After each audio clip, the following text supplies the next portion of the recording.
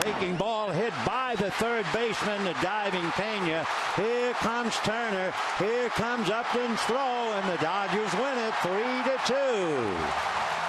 And Matt Kemp has another big night. Curveball whacked to left field. So long curveball, so long ball game.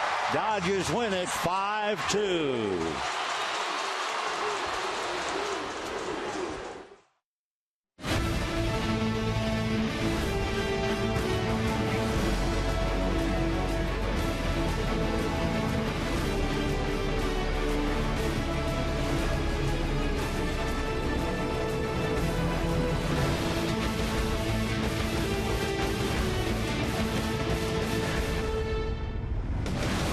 It's time for Dodger baseball. Live from Dodger Stadium, Sportsnet LA presents the Dodgers as they take on the Chicago Cubs.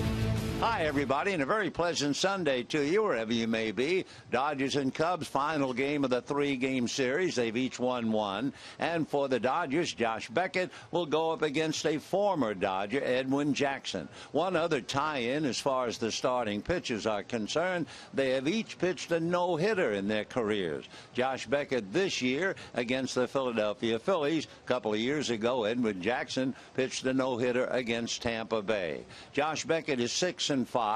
His career record against the Cubs 2-3 with a three-game losing streak, but it doesn't really mean anything because the last time he pitched against the Cubs was way back in 2005, and certainly that roster has long ago disappeared. For Edwin Jackson, an interesting story. The Dodgers signed him as an outfielder-infielder. Didn't do very well with the bat. They converted him to a pitcher, and he won his very first game, his major league debut as a Dodger. He was only 20 years old, and he beat the Arizona Diamondbacks. Not only beat the Diamondbacks, he beat Randy Johnson in Arizona. The Dodgers are 3.5 games in front of the Giants. They're playing the Mets in New York. And remember, the Angels are just around the corner tomorrow night. So those are the pregame numbers. Stay tuned for the ball game and a whole lot more coming up right after this.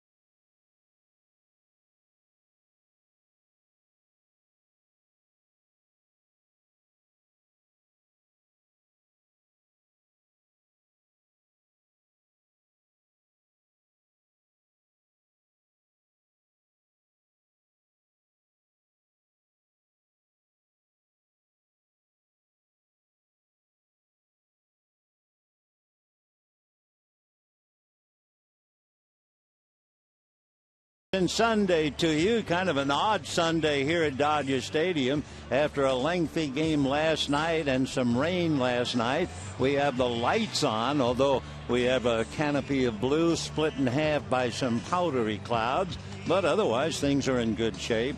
In fact, one of the groundskeepers would answer a question for us if they happen to be hearing it.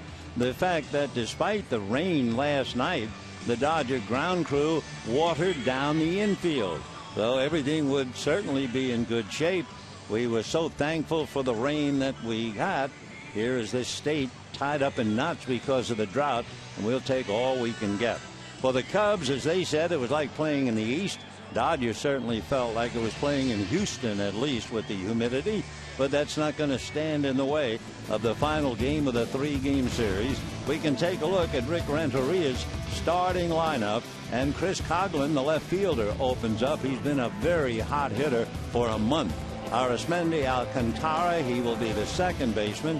Anthony Rizzo, the home run hitter with 25, is at first base. Luis Valbuena at third, Ryan Sweeney in center. Chris Valaika will give Starlin Castro a day's rest. He'll take over at shortstop. Nate Schierholtz is in right field. John Baker, the catcher, in the lineup today, and Edwin Jackson on the mound. Josh Beckett will be contending with a lot of left-hand batters. There are 6 of the 9 batting left-handed. Josh comes in with a record of 6-5. Probably the most useless number that we can give you is the fact that Beckett is 2-3 lifetime against the Cubs, but he hasn't pitched against them since 2005. So there is certainly nobody who played against Beckett in 2005 playing for the Cubs today. So Josh going to work. It'll be the left-hand hitting Coghlan, the switch hitting Alcantara, and then Rizzo and Valbuena left-handed. The first pitch to Coghlan, that misses inside under the hands. Ball 1 as he showed bunt. Out of Gaithersburg, Maryland, and playing very, very well. The 1-0 pitch on the way. Coghlan takes low, ball 2. 2-0 the count to Chris. He did something no Cub player had ever done. He's the first Cub player to homer in both ends of a doubleheader, from one start in game 1 to late in game 2. The last time that had been done, Alfonso Soriano. As far as the weather, the old story, everybody talks about the weather and nobody does anything about it. 82 degrees, high humidity, but otherwise a bright, shiny day, polished nicely by the rain of last night. Here's the 2-1 pitch on the way. It's taken low, ball 3, 3-1. The grounds crew watered it down, relying on today's sun to dry it up. And the 3-1 pitch is whacked into the gap in right center. So Coghlan, a blazing hot hitter, on his way for a double as Puig gets the ball back in. So Chris Coghlan off to a terrific start. It all started for him July 1, and ever since then they just can't get him out. So Coghlan hits a bullet into the gap, and immediately Beckett now has a man in scoring position and nobody out. For Coghlan, he has a little 6-game hitting streak. He has played 72 games for the Cubs since they brought him up from Iowa, and as we say, he has been blazing hot. The Coghlan a double, and with nobody out, Alcantara, Rizzo, and Valbuena in that order trying to pick him up. 82 degrees, a lot of humidity, blue skies, and the lights on. What else could we ask for on a Sunday afternoon?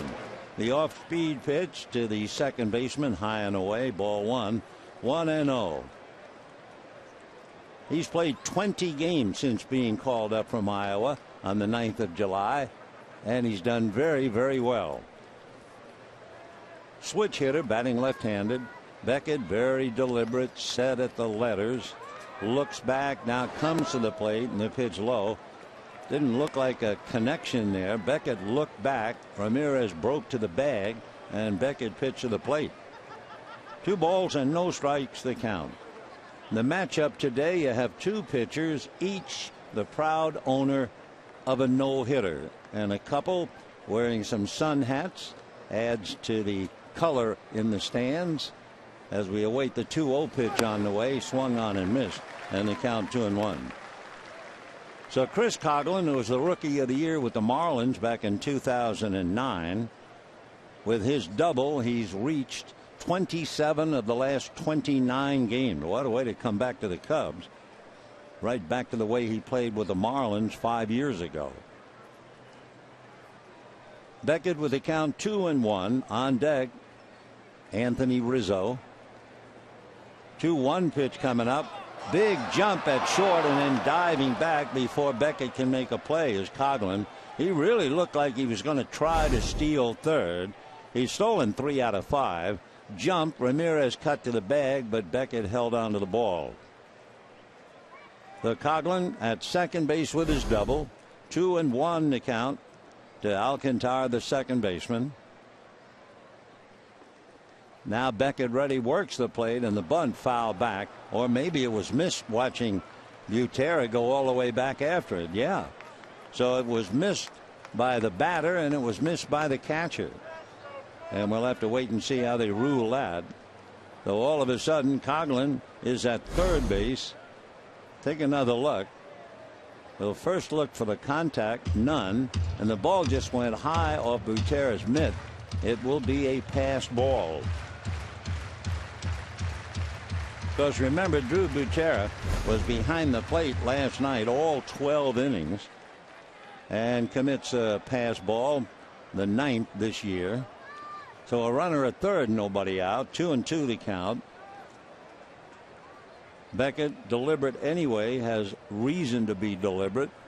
Set at the belt, looks over at Coghlan. And the 2-2 pitch on the way, swung on and missed. Off-speed pitch. It looked like it barely got up to the plate. And Alcantara way out in front of it. So Beckett picks up a K, and we have one out. Pitch just down low out of the zone. Alcantara going after it. And the batter now, Anthony Rizzo.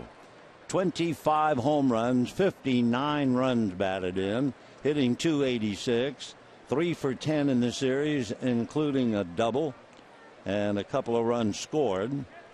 Rizzo, big man, first baseman, left-hand batter with a 7-game hitting streak. Beckett, high set up around the collarbone, and the first pitch is swung on and missed. 0-1. Beckett, as you know, pitched a no-hitter against the Phillies. Edwin Jackson pitched a no-hitter for Tampa Bay, and they're paired against each other today. Beckett is 6-5. Edwin Jackson takes a seat in the dugout. He'll be out there in a little while. Beckett comes back with a pitch that's flared over third, down the line, just inside the chalk. So Rizzo picks up an RBI, hustling to second base. He is in there. So Anthony Rizzo, a little fly ball double down the left field line.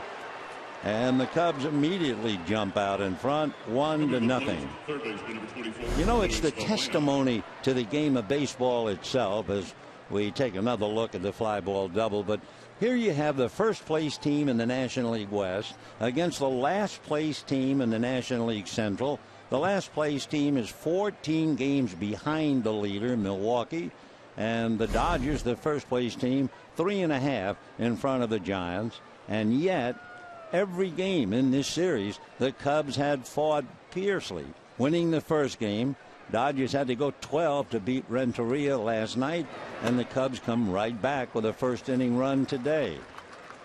Valbuena, the left-hand hitting third baseman, takes an off-speed pitch for a strike.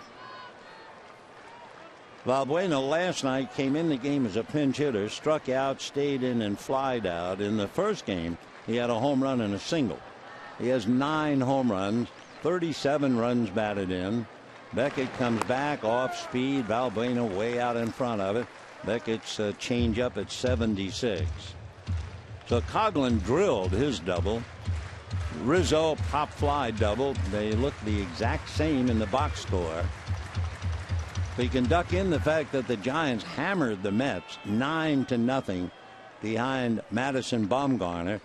Bumgarner needed only 94 pitches for his 2-hit shutout, depriving Bartolo Colon what could have been his 200th career victory. Hunter Pence hit 2 home runs. So did Buster Posey hit 1, and so did Brett Belt. Here's the strike 2 pitch on the way. Right-hander Beckett's fastball is off the plate at 93. By the way, in talking about the Giants, they got Brett Belt back, and now Angel Pagan is expected to return in Milwaukee on Tuesday. The Giants, when they have Pagan, a much different ball club. They are 36-21, 22-29 without him. Pitch outside.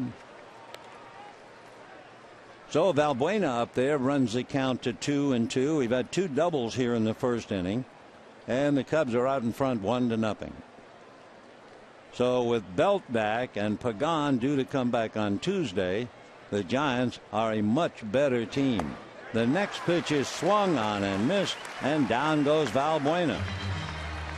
So Beckett is out thinking some of the hitters. He has struck out 2. Here are the Dodgers with the leather behind him. And you start in the outfield with Ethier, Puig, and Kemp. The infield, Uribe and Ramirez, Turner and Gonzalez. And the hard-working Drew Butera behind the plate again, handling Josh Beckett. Figures A.J. Ellis, with that troublesome knee, will be able to play tomorrow night against the Angels.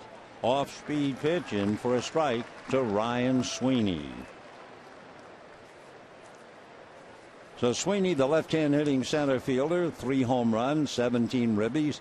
He's 2 for 6 in the series, and he lifts 1 foul behind the plate. That's fastball alley. And with Beckett, that means a 90-mile-an-hour Swifty. 0-2 the count.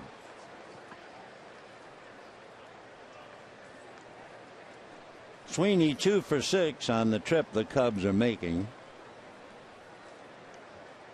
1-0 in favor of Chicago. Coghlan doubled and Rizzo doubled him in.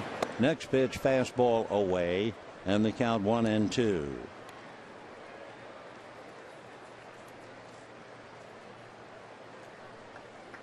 One run, 2 hits for the Cubs. With 2 out, the 1-2 pitch on the way. Beckett, as usual, very careful, comes back with a pitch foul to the screen. 90-mile-an-hour fastball and right out over the plate. And Sweeney just fouling it back. Tomorrow night, the Angels will be here. If you go back to June the 8th, the Dodgers are 31-17, and the Angels are 32-16, a difference of only 1 game, and that will start the 4-game collision with the Angels tomorrow night. 1-2 pitch in the dirt, blocked by Butera. So 2 here Monday and Tuesday nights, and then down to Anaheim for 2 Wednesday and Thursday, and that's the beginning of the Dodgers' next road trip. Mattingly and company will go from Anaheim to Milwaukee. From Milwaukee, a 4-game series with Atlanta. And of course, the Braves hungry to come back at the Dodgers, who swept them here. 2 balls and 2 strikes the count. Beckett looks at second. Now the right-hander delivers. Sweeney takes off the plate, and the count 3-2. Both Jackson and Beckett are very, very susceptible to the stolen base as Valleca waits on deck. The percentage of success, 78% for the runners against Jackson, 75% for the runners against Beckett. And remember, Coghlan was thinking of stealing third. 3-2 pitch is swung on and missed. Down goes Sweeney. So with all the trials and tribulations, Beckett gives up a run on 2 hits and strikes out the side. And we're heading for the bottom of the first inning. Chicago has drawn first blood. It is 1-0 Cubs.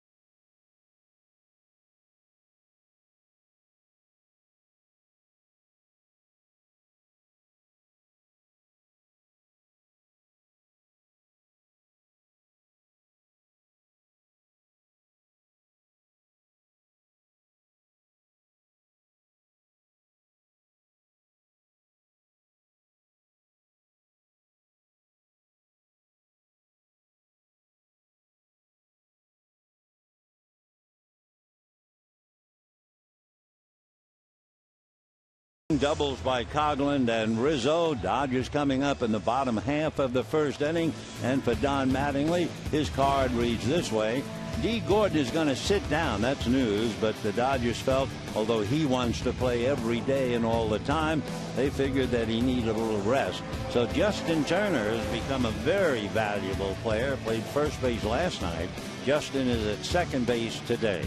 Yasiel Puig returns along with Adrian Gonzalez.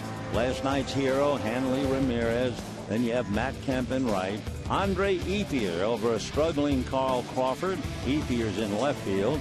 Juan Uribe, Drew Gutierrez, and Josh Beckett. On the mound for the Cubs, the former young Dodger, Edwin Jackson.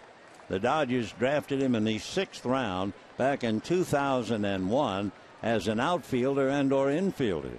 But he had trouble hitting. They converted him to a pitcher. Edwin ready and delivers, and the first pitch to Turner is foul back, and the count 0-1. So Justin, good man wherever you play him, hitting .304. 3 home runs, 23 runs batted in, and 3 for 8 against the Cubs. Turner last night did a good job playing first base and hitting in the number 2 slot. He takes in the dirt. Last night with 2 out, you may remember Gordon singled, stole second, Turner walked, and Ramirez hit that hanging curveball from here to the back wall of the Dodger bullpen. 1-1 pitch on the way is swung on and fouled off. 1-2. Edwin Jackson, when you look at his numbers, he has walked 53 batters and he has struck out 108. So he's perfect, 2-1. When he pitched his no-hitter against Arizona, he walked 8 that night.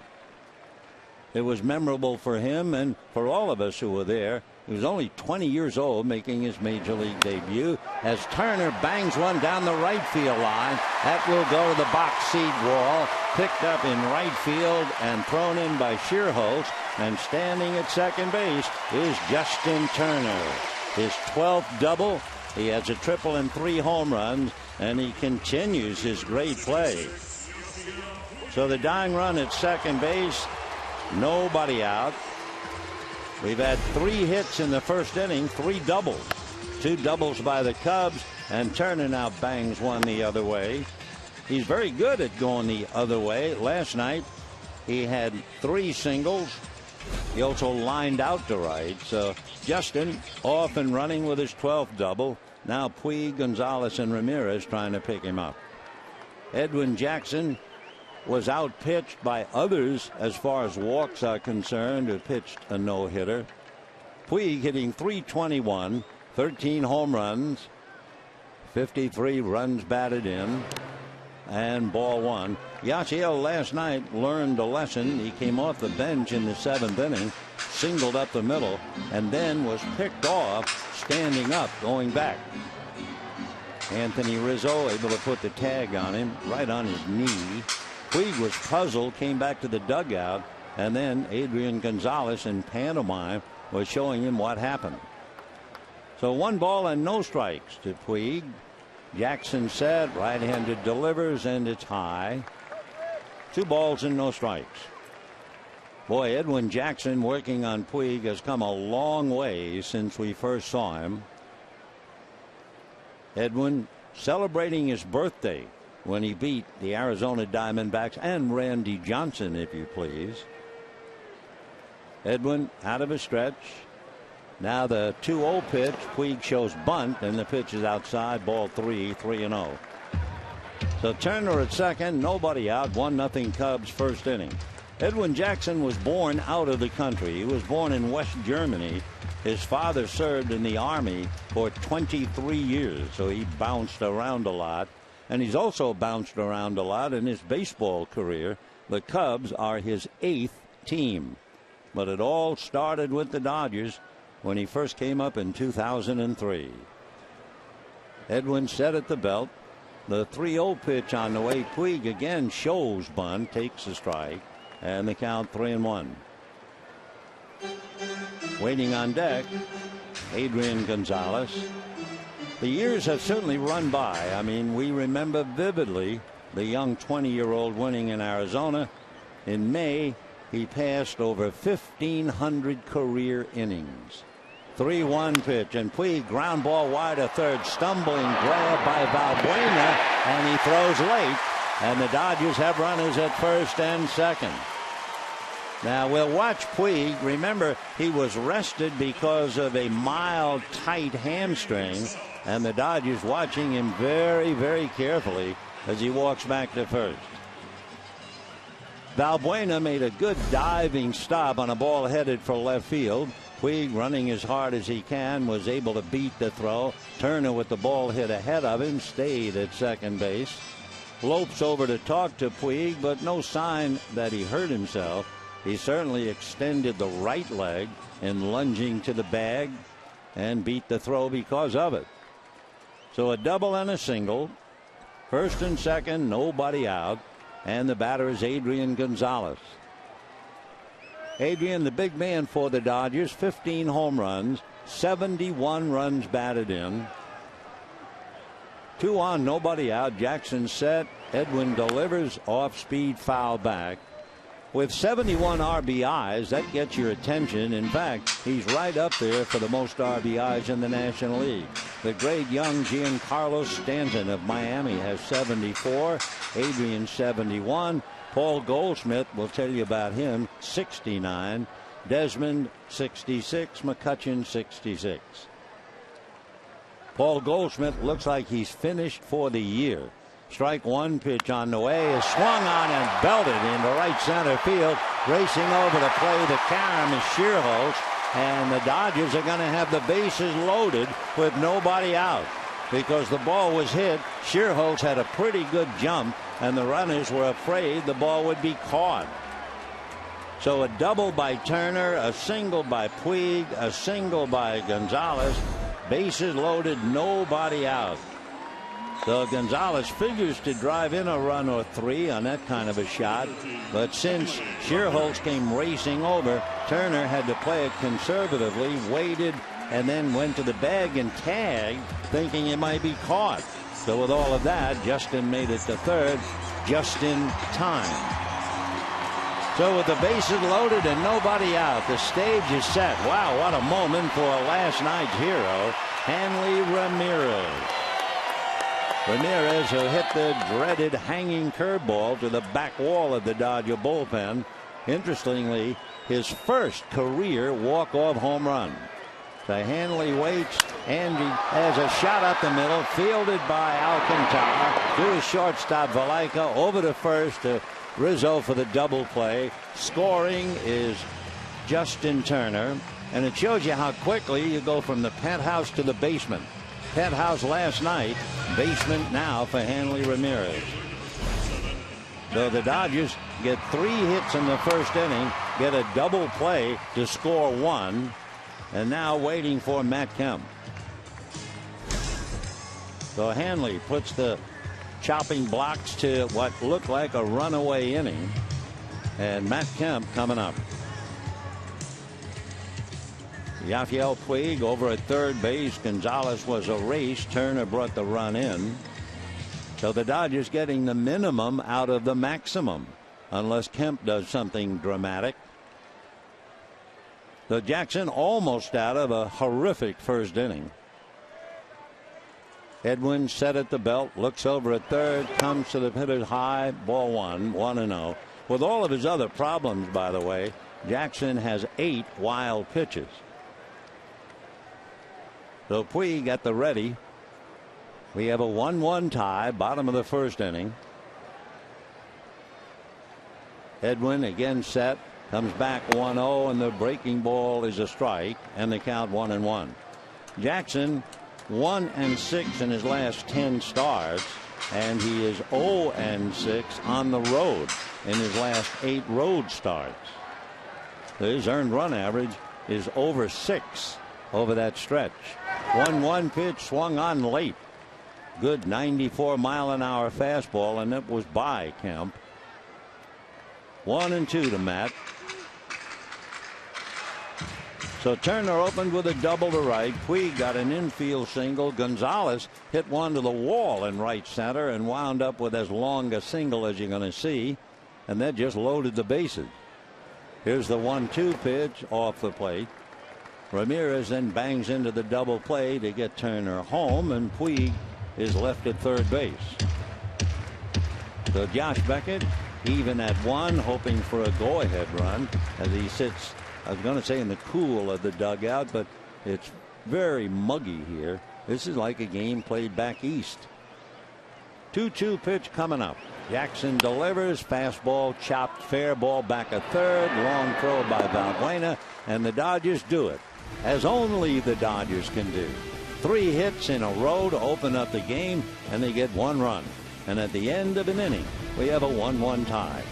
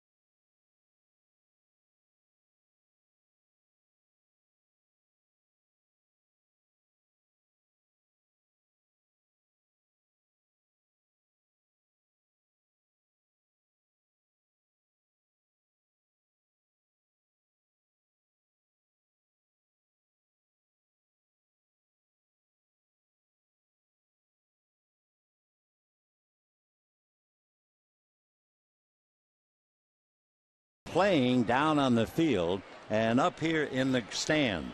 It looked like Turner should have scored easily on that long base hit to right center, but where Justin was, he thought that Scherholz might catch the ball. So on a ball that actually went all the way to the wall in right center, Scherholz must have really fooled Turner, who actually went back to the bag to tag up. He was so sure the ball was going to be caught, and that's why the Dodgers got only 1 run.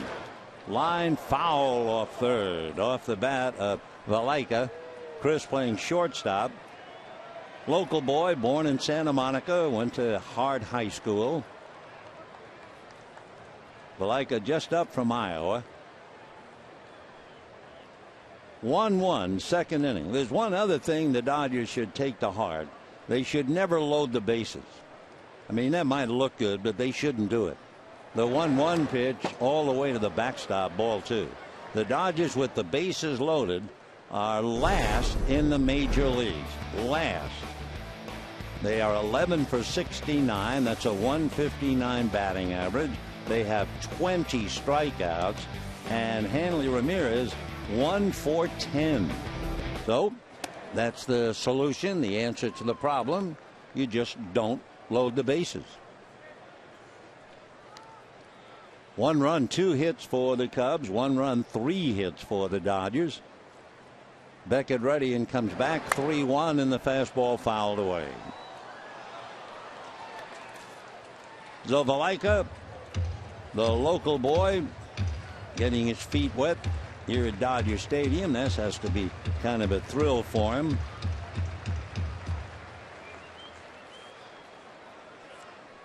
Chris out of the box for a moment. Right-hand batter now gets back in. Beckett delivers, and another slicing foul ball out of play.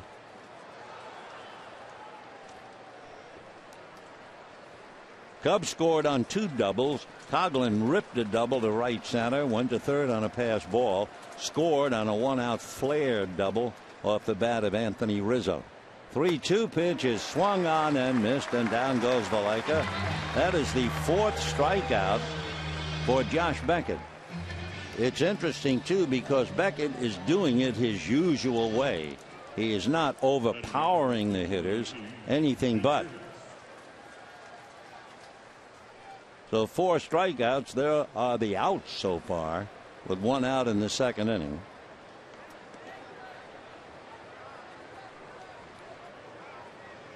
Josh now working on Nate Schierholtz. Off-speed pitch in nicely at 71 miles an hour. When he struck out the side, the strikeout pitch was 85. Another one was 74, and then fastball at 92. And that's what he does. He runs you up and down the scale from the low 70s, maybe even a 69 mile an hour pitch, up to about 92 or 93 occasionally. The 1-1 pitch on the way. Josh delivers, whack foul down the right field line, deep in the lower deck. 1-2 the count. Josh Beckett coming into the game had 101 strikeouts and working hard now on Nate Schierholtz. Nate struggling, hitting 195, holds up on a pitch in the dirt. It was news because Nate had the reputation of being one of the few players not to wear batting gloves. He did wear very thin batting gloves during batting practice, but he always took them off and came to the plate barehanded. But he's joined the club, and gloves or no gloves, strikes out. So all of a sudden, Josh Beckett, with a little here and a little there, has struck out 5 in a row.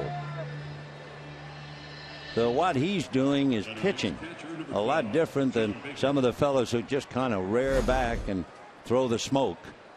Josh doing a wonderful job. He's also struck out 4 in a row.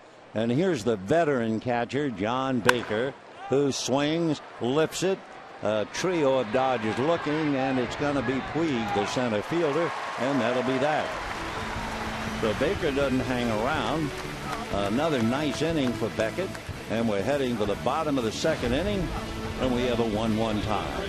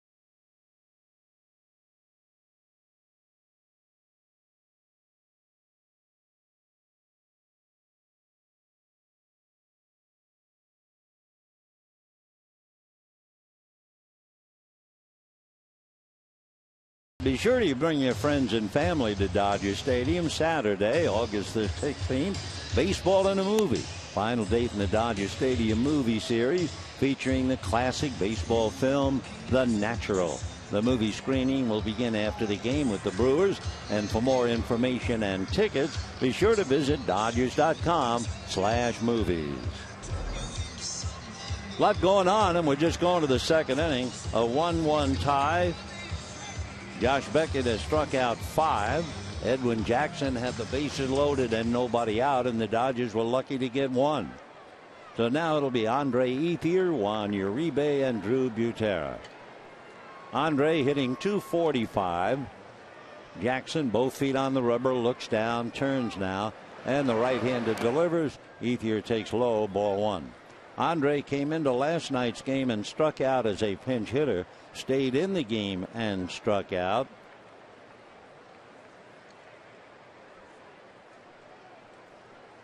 .1-0 pitch on the way. Ethier fouls it back. Andre Ethier in there because he has hit Jackson in the past. That's a direct quote from Don Mattingly. 5 for 15 with 2 home runs, a .333 batting average. Jackson turns. Right hand is 1-1 pitch, and that's low, ball 2, 2-1. We mentioned when Edwin Jackson pitched his no-hitter that he had walked 8. And you might wonder the top number of walks for a pitcher pitching a no-hitter. And it belonged to a fella who really threw hard. Here's the 2-1 pitch, swung on, fouled away. Jim Maloney of the Cincinnati Reds back in 1965. You're always talking about velocity if you're involved in the game, and some fellas are always known for velocity, like Aroldis Chapman, etc. They always overlook Jim Maloney, who threw as hard as anybody I've ever seen. And when he pitched his no-hitter, he walked 10. 2-2 pitch, foul back. So you can imagine you have a fella throwing tablets, but you go up to the plate knowing that he's wild. And here he is walking 10, and I'm sure there were a lot of hitters really giving in at the plate. So Edwin checking. Jackson ready, and his 2-2 pitch on the way, and Ethier takes low and inside, ball 3, 3-2. Waiting on deck, Juan Uribe, and then the catcher, Drew Butera. A lot of sunshine and a lot of blue sky. Some cloud mountains up there back of right field. The 3-2 pitch swung on and missed. Boy, Ethier is having a really tough time making contact, and down he goes. So 1 out in the second inning, and Juan Uribe coming up.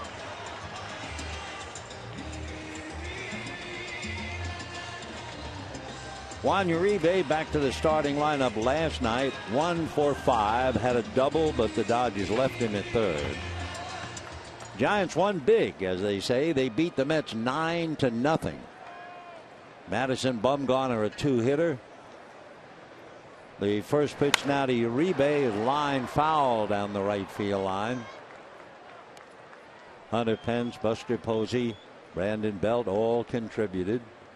So Belt is back, and Angel Pagan is due back on Tuesday. 0-1 pitch on the way. Ground ball hard up the middle. Alcantara never quits. Second baseman throws him out from the shortstop side of second base. We've noticed him all during the series. He will not quit no matter where the ball is hit. And he traveled a long way. He was playing second base, and he's not only going behind the bag, he's on the shortstop side, crisscross with Valaika, and makes the play. Splendid play by Arizmendi, and Uribe losing a base hit. 2 down, and Drew Butera coming up. Butera hitting .188. He has 2 home runs, 11 runs batted in. Takes off the plate, ball 1.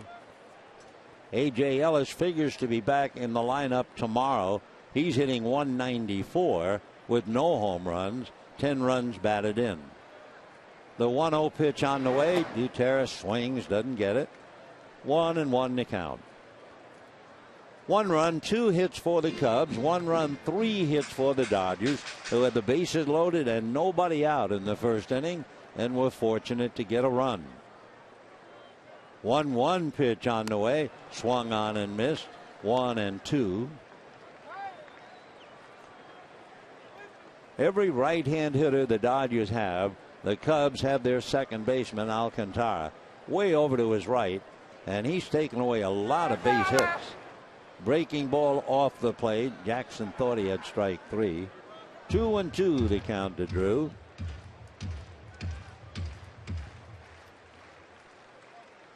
Jackson looks down, plants his feet, now looks in. His 2-2 pitch on the way to Drew Butera. Fastball whacked to left. Going back is Coghlan. Makes a full turn. Lost sight of the ball.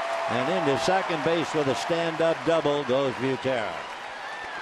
When Coghlan made his turn, he lost the ball. He had no idea where it was, and it sailed over his head.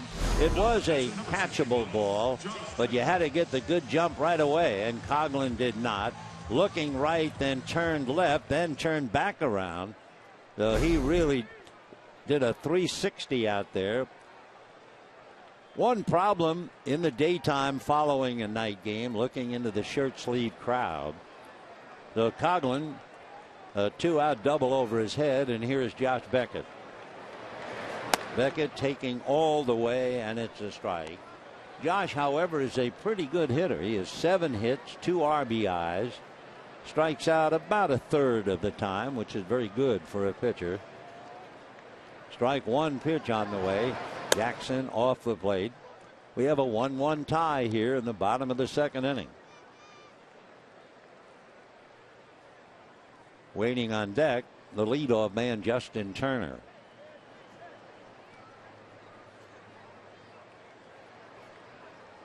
Here comes Jackson. Beckett sprays it foul upstairs. 1-2 the count.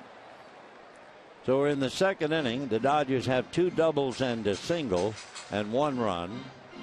Cubs have a couple of doubles and 1 run. And we're just starting out, picking up where we left off.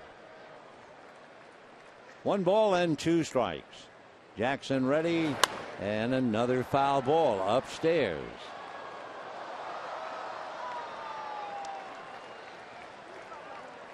One run, 4 hits for the Dodgers. Getting ready for the Angels starting tomorrow night. Hope you'll be out here with us. A chance to see Mike Trout and Yasiel Puig in the same game. That ought to be something. 1-2 pitch to Beckett. Jackson is down and away. 2 balls and 2 strikes.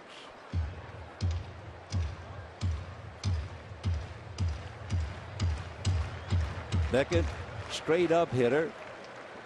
Keeps the bat pretty quiet once he gets it behind his right shoulder. And the 2-2 pitch way outside and low. Backhanded by John Baker. And the count 3-2. So Beckett, if nothing else, makes Jackson pitch. He's made 20 pitches in this inning and 37 in the 2 innings. 3-2 pitch to Beckett is swung on, ground ball back a third. Backhanded by Valbuena, who throws him out. So the big play was made by Alcantara, who went to the shortstop side at second base, takes a base hit away from Uribe, and Butera then follows with a double. And at the end of 2, a 1-1 tie.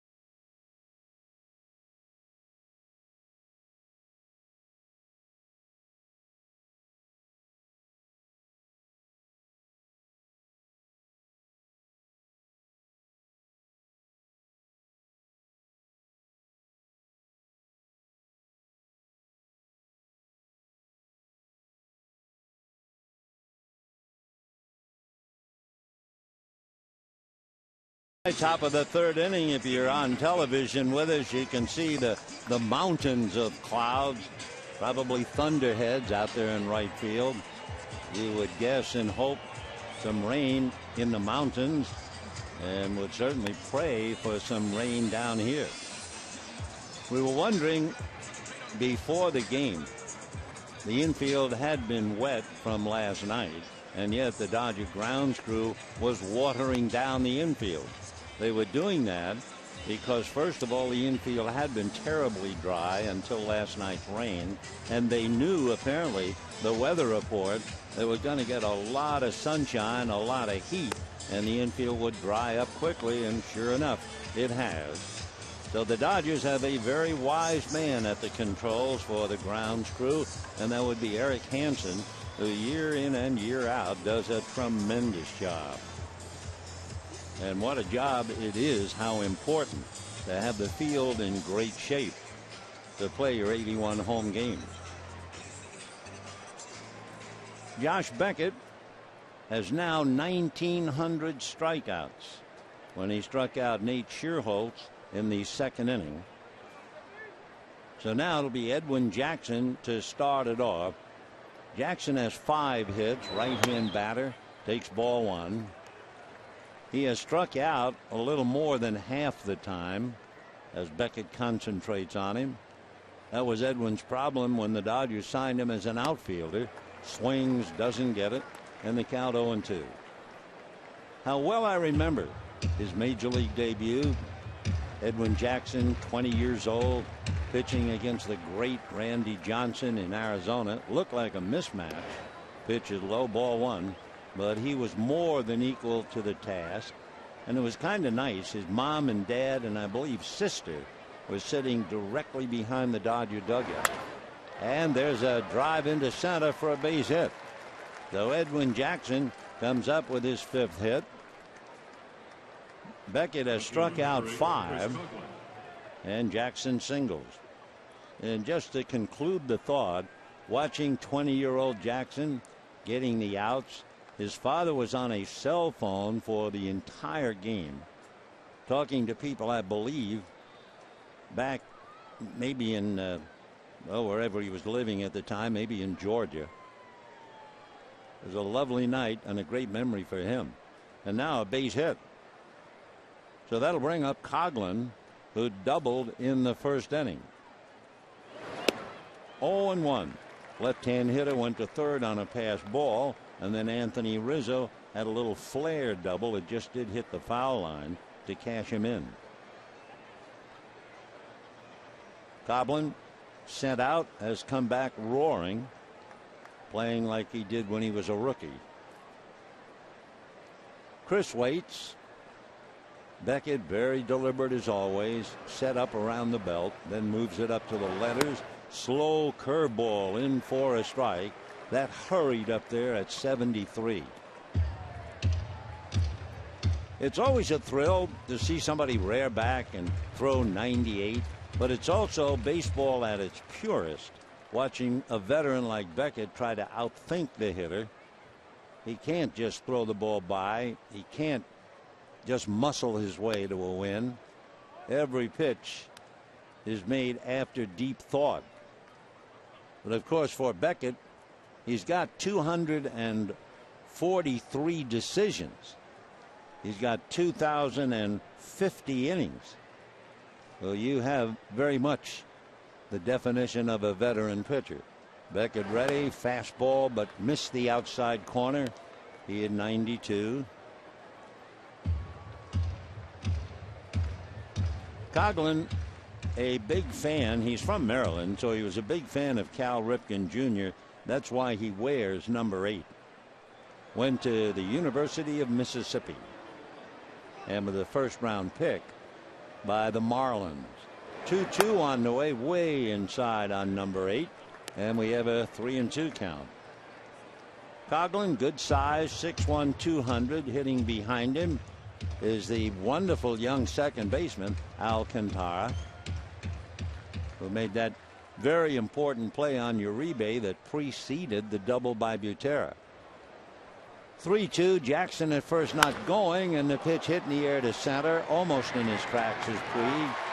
And Yasiel starts to wind up and fire, then sees no advance by Jackson, so he lobs it in. Second baseman, number 7, Arismendi Alcantara. So 1 away. Arismendi Alcantara coming up. Struck out in the first inning, made a very important play on Uribe. Arismendi Alcantara, kind of a sing-song name. He's from the Dominican Republic. 5'10", 170. Beckett ready and drops the first pitch in there for a strike, and the count 0-1.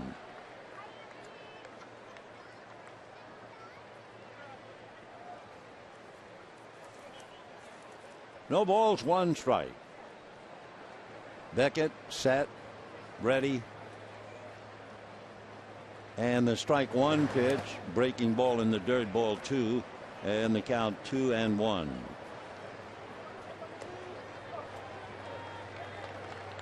The Cubs have had a lot of fascinating players down through the years. They had one outfielder named Lou Novikov. I remember him as a kid. They called him the Mad Russian. The pitch is way inside, 2 balls and 1 strike. Now imagine you're Lou Novikov and you're playing in Wrigley Field, and Wrigley Field is famous for what? The ivy on the walls, right? Lou Novikov would get desperately ill. He was highly allergic to ivy. Now that's really a tough job. 2 balls and 1 strike to Alcantara. Beckett ready. 2-1 pitch on the way. Swung on. Soft line drive to Gonzalez, but Jackson right there to see it. Stepped back on the bag. Ball was not hit hard. Line drive, just trying to describe the trajectory. It was not one of those hard hit balls at all. Went right to Adrian, so Jackson ran behind him and got to the bag. So Anthony Rizzo coming up. He doubled the left field. It was a little fly ball dunker that hit the foul line, but he'll take it.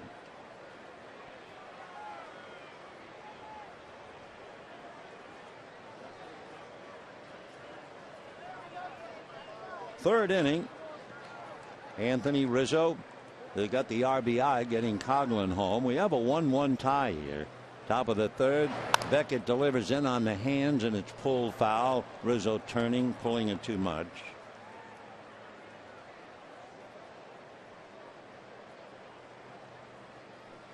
Cubs have had some outstanding players. Of course, if you're thinking, you start off with somebody like Ernie Banks in modern days. Strike 1 pitch on the way.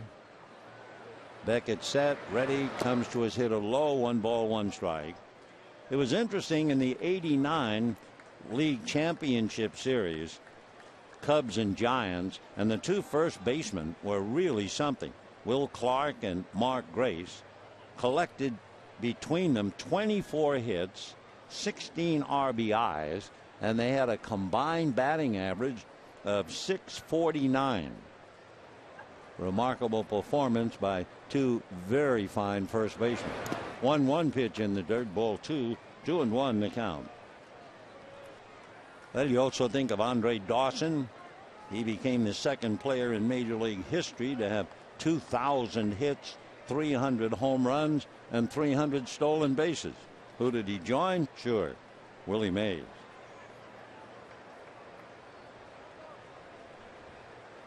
Two and 1 the count. Rizzo waiting, Beckett making him wait, then works a fastball, high ball 3. Then, of course, there is the GOAT. Do you know about the GOAT? Well, we're not going to talk about it now, not with 2 out, 3-1, but we'll get to it eventually. The curse of the Billy Goat. Leave it to the Cubs. Beckett ready, Rizzo waiting. Now the 3-1 pitch coming up, very high, ball 4. So Rizzo, with his now 8-game hitting streak, draws the walk, and Valbuena, who struck out in the first inning, coming up. Third baseman, number 24, Luis Valbuena.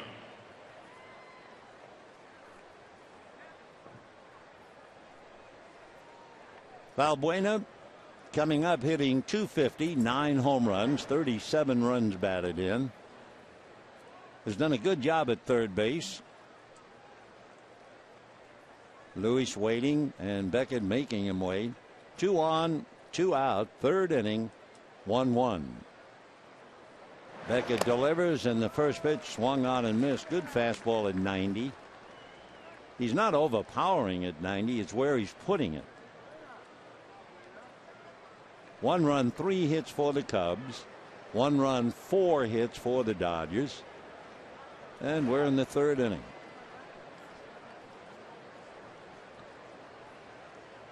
Strike 1 pitch on the way. Beckett ready, delivers off speed, swung on and missed. So he dropped it from 90 to 77. That's what you do when you've reached the stage of Josh Beckett. He is really thinking before every pitch. 0-2 the count. Valbuena back up. Beckett again checking Jackson and Rizzo. Looking out at Jackson at second base. Now the pitch to the plate is swung on, fouled away. Valbuena got that, so he's hurting a little bit. Being a left-hand batter, he hurt his right foot. That's the story with a big league hitter. When they foul a pitch off, they always hit it off the front foot. I mean, if a big league hitter is fouling pitches off his back foot, he's not going to be a big league hitter very long. But the ones who play here, the bat is so quick that it's only going to hit the front leg, never the back. Oh, once in a while maybe, but that's all.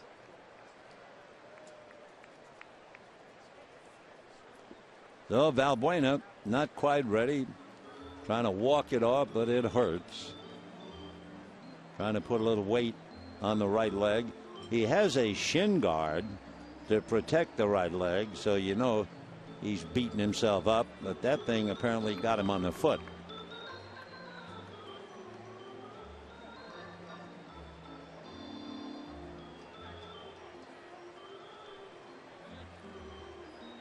So Lewis not quite ready. Everybody will patiently wait. He lifts that right leg, and then the foul ball got him just about on the instep. So he's not protected there. And now he gets back in. The strike 2 pitch coming up by Beckett is high. Check swing. No swing, says Tony Randazzo on the third base foul line. And the count 1-2 strikes. Take another look at the check. Never let that bat get out across the plate. Edwin Jackson at second, Anthony Rizzo at first with 2 out, and the 1-2 pitch on the way to Valbuena, and that's taken way off the plate. 2 balls and 2 strikes. Leave it to the Cubs. In 1975, the Pittsburgh Pirates beat the Cubs 22-0. It was the most one-sided shutout in the major league since 1901. How'd you like to be in attendance of that one? 22-0. All right, deuce is wild here. Beckett very, very deliberate. Valbuena holds up on ball 3, and that was down and dirty. Coming up there at 74 miles an hour.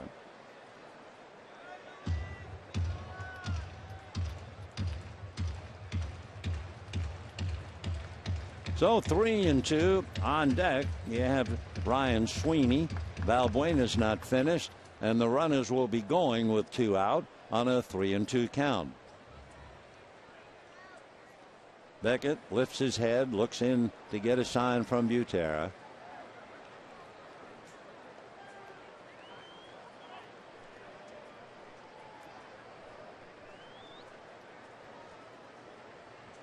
Three and two.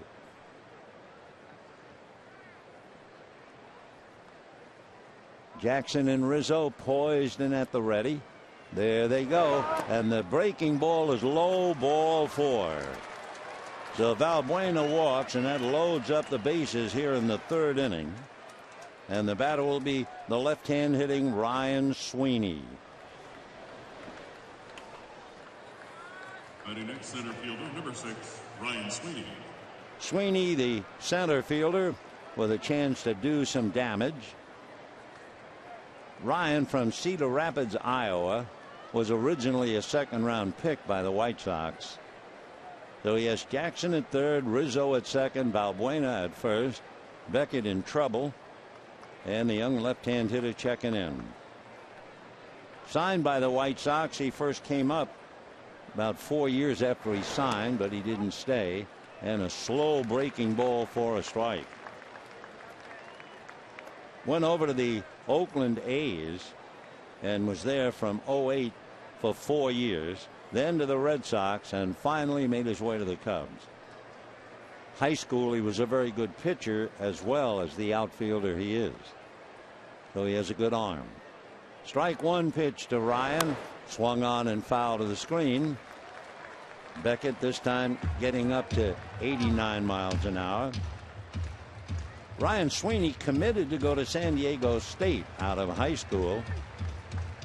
He went to Xavier High School in Iowa, but the White Sox convinced him, you can get your education later on. Here's some money. And here he is, Ryan Sweeney. One of those kids so talented, played in tournaments everywhere every year, starting about 9 or 10. Takes a change that misses. One of the scouts had a great line on Sweeney. They said he's like a Westminster dog. He's been showcased so much.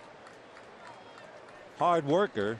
Back in 2003, in the winter, he ran up to 6 miles a day to get in the best shape of his life. He's 29 years old, and Ryan swings and doesn't get it.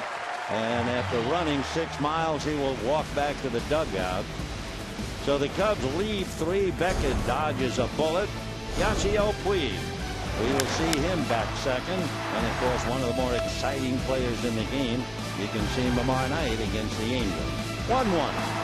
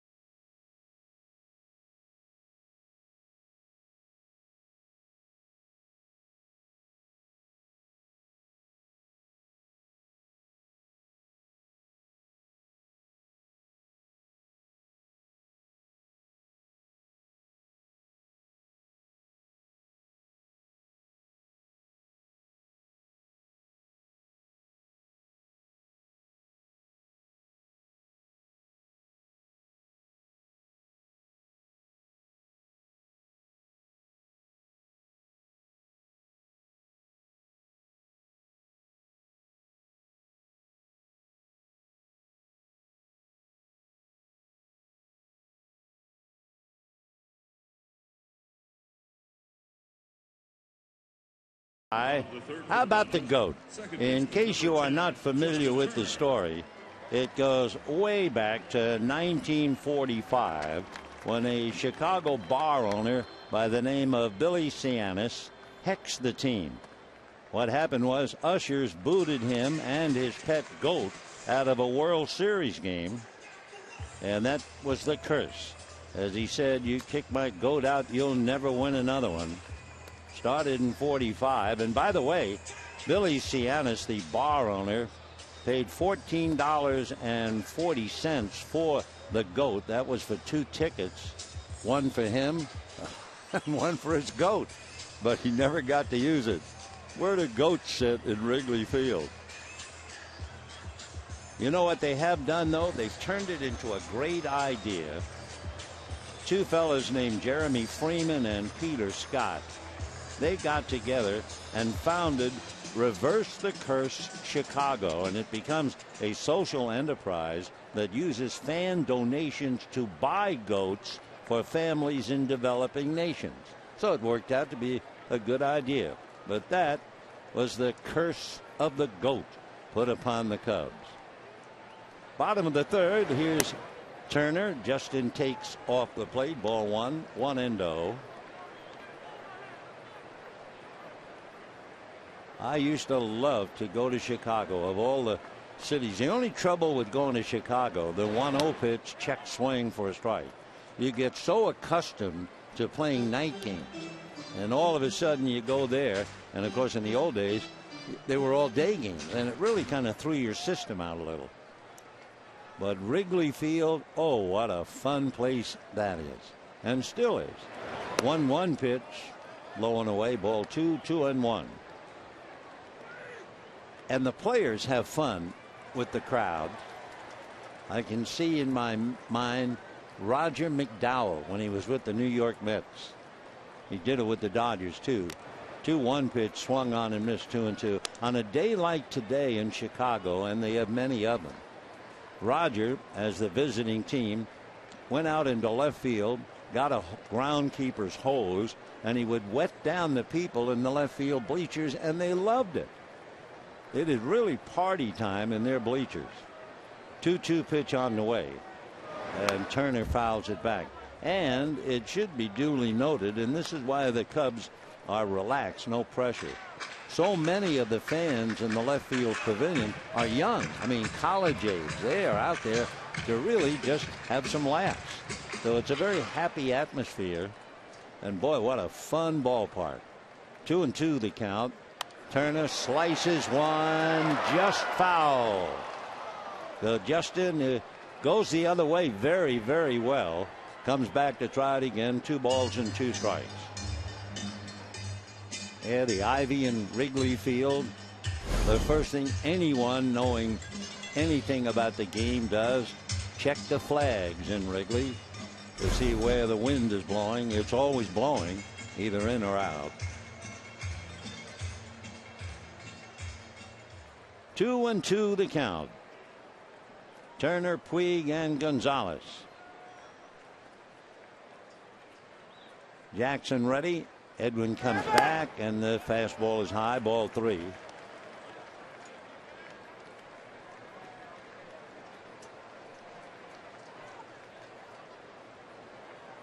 Turner in and out of the box. Jackson waiting for him.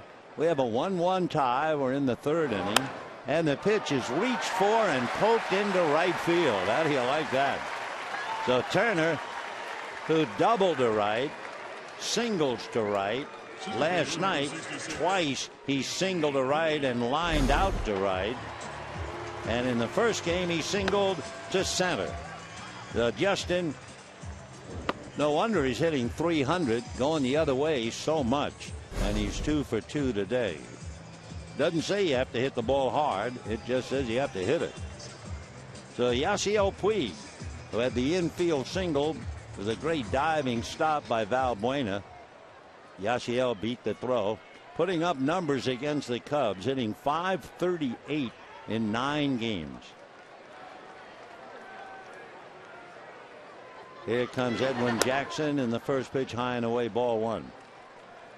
So Puig, who has hit in every game in his career against the Atlanta Braves, is also doing a pretty good job on the Cubs. Puig in and out of the box. 1-1. Dodgers have 5 hits. Cubs have 3. The 1-0 pitch on the way to Yasiel, and that's high and inside. 2-0 the count. When Jackson pitched his no-hitter, we told you that he walked 8. He also made 149 pitches. Remember, when Beckett pitched his no-hitter, he made 128. So when Beckett faces Jackson, bring your lunch. 2-0 the count. Edwin ready. Another look over at first. Throw over there. Turner diving back to the bag. He's 2-0 in stolen bases. Puig, who constantly beats himself with the bat. He never stops. I mean, he beats the lower portion, the high thighs, then his back. Sometimes he'll beat his shoulders. Maybe it's a wake-up call. 2-0. And there goes Turner. The pitch is inside. The throw is high. And Turner is 3 for 3 in stolen bases. And a 3-0 count on Yasiel Puig. Yasiel turned around as if to bunt. That made it a little tougher for Baker. And Baker tried to get the ball almost over Puig's head. And admittedly have a lot of trouble getting it down there. Puig in his career now hitting .538, and he has a chance to pick up Turner. 3-0 pitch, and that's a strike. 3-1. Yasiel, 13 home runs, 55 runs batted in, an all-star.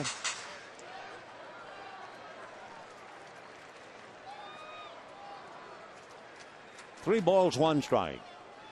Jackson looks at second, back to the plate, fastball punch to the other side, and if nothing else, he gets man over to third.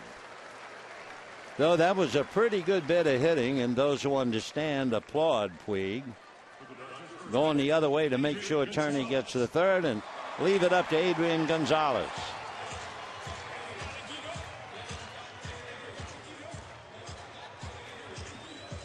We're showing a picture of one of the most colorful characters to ever appear on the scene in Chicago. A picture with him and President Ronald Reagan.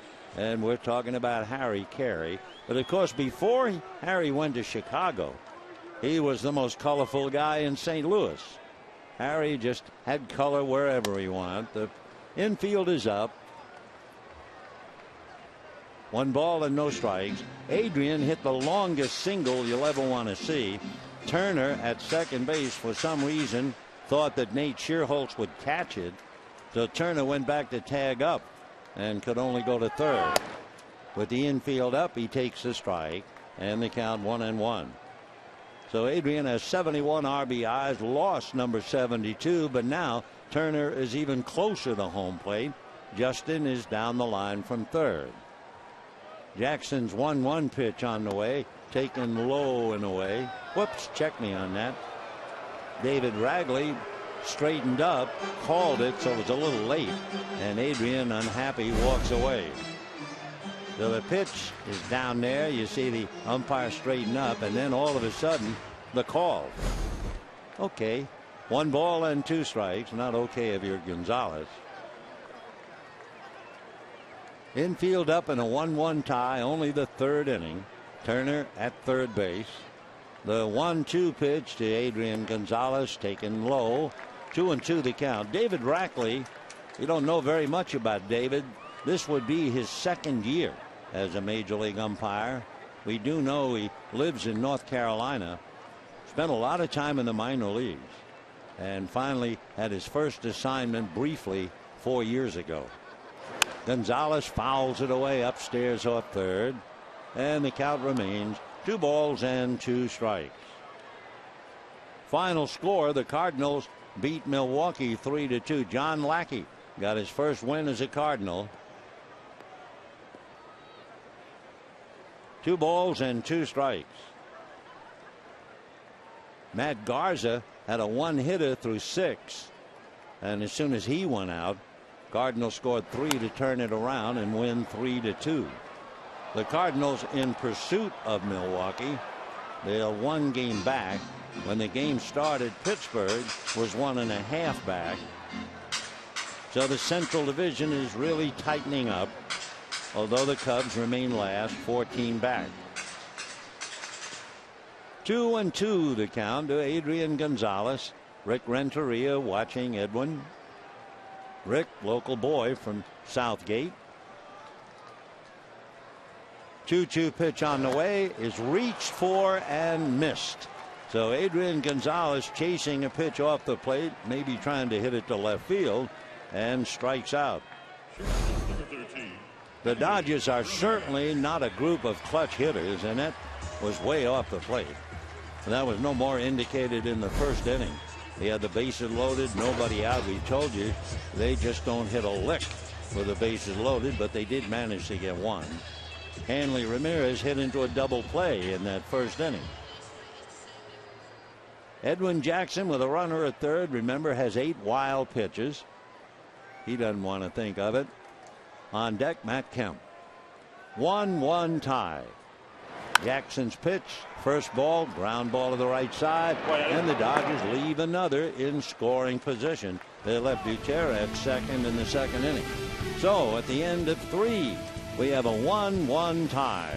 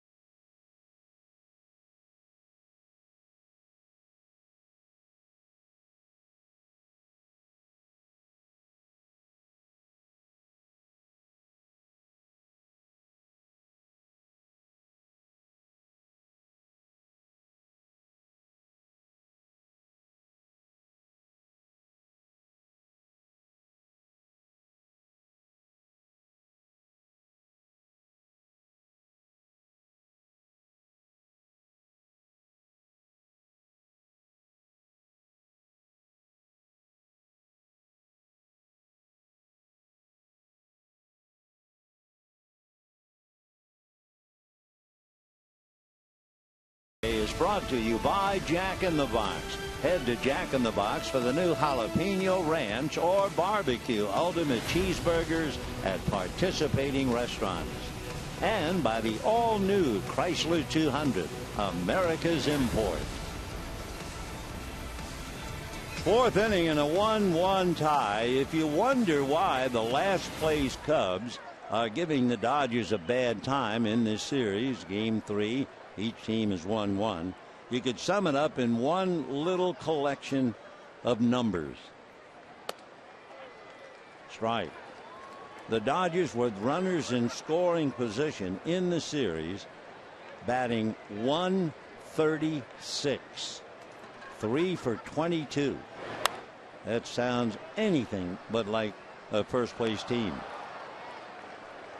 They're getting away with it. They started the day 3.5 games back. Turner scored a run and was left at third. Puig was left at second. Butera was left at second. And we're only in the 4th inning. 1-2.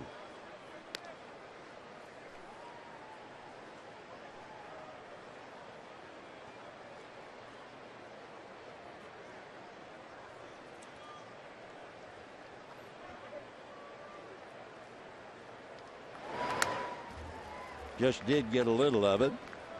Valleca struck out in the second inning. Well, one local boy beat the Dodgers. That was Kyle Hendricks. They came up from San Luis Obispo to beat the Dodgers in the first game.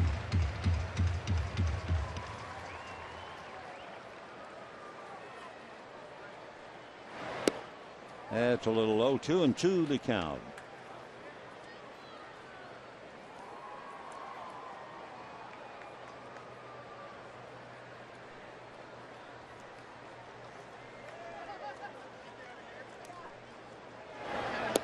Off speed, 71 miles an hour. 3-2 the count to Valleca. Waiting on deck would be Nate Schierholtz.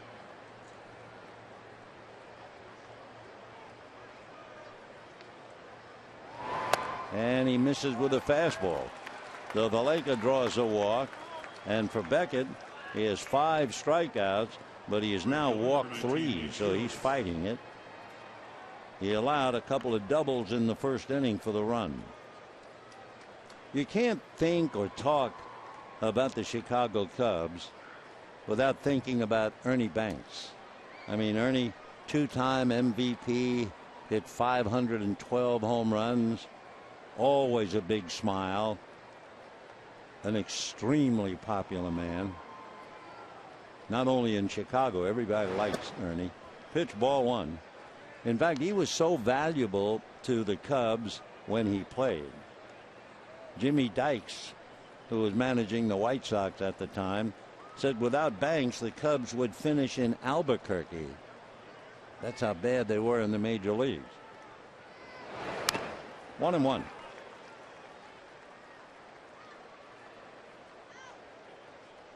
We mentioned earlier about Lou, the Mad Russian Novikov, as Butera takes a lick. Not quite ready to continue. Dodgers would be hurting if he can't play because AJ's still fighting a bad knee and Butera limping to talk to Beckett. So they'll give Butera a little time, get some balls put in play, and we can tell you about Novikov. Lou Novikov was a big hitter in the minor leagues.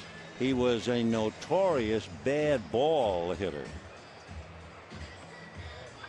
And then when he got to the big leagues in 1941, Lou Novikov said, okay, I'm not going to be a bad ball hitter, and he became extremely cautious.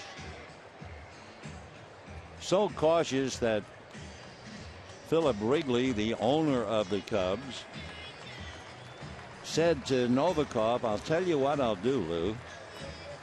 I'll give you $5 every time you strike out swinging. Trying very hard to make Lou get back to being a swinging hitter. Sure enough, the spot came, bases loaded, 2 out. Novikov, no balls, 2 strikes, pitch over his head. He swung at it and missed, and the theory in the press box was he must be short of dough. Oh yeah, the 1-1 pitch outside, ball 2. The Chicago Cubs loaded with stories. And we told you that he had that fear of ivy on the walls in Wrigley. 2 balls and 1 strike to Nate Schierholtz. Butera well enough to settle back into a crouch. By the way, they don't come any nicer than Drew Butera. There goes the runner. Line drive snared by Uribe. He takes dead aim to first for the double play. So Nate Schierholtz lines into a double play, 5-3. Valaika on his way to second base had nowhere to go. Take another look.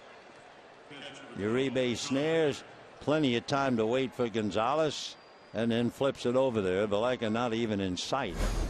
So with 2 out, John Baker, the veteran catcher, coming up. 2 out, top of the 4th, 1-1 tie. Justin Turner, a good 5 feet at least, out in right field. Baker flied to center in the second. The other night, the 29th of July, the Cubs were involved in a 16-inning game, which they won. But as usual, you get a 16-inning game, you burn up your pitchers. So they finally asked John Baker to pitch. Well, he not only got the outs in the bottom half, he got a walk and eventually scored the winning run. So a veteran catcher picked up a victory as a pitcher, and the run scored to win the game. 1 ball and 2 strikes to John.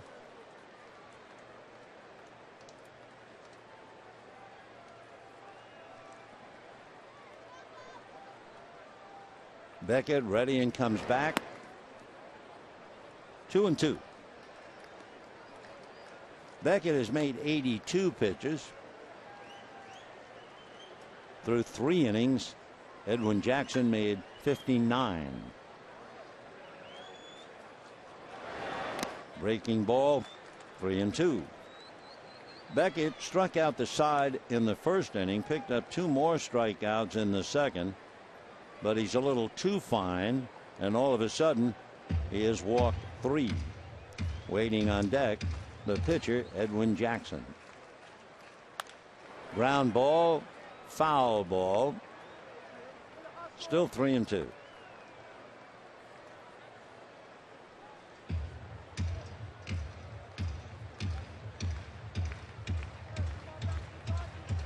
John Baker hitting .214. Bake, no home runs, 11 runs batted in. Remember, the Cubs have 100 home runs.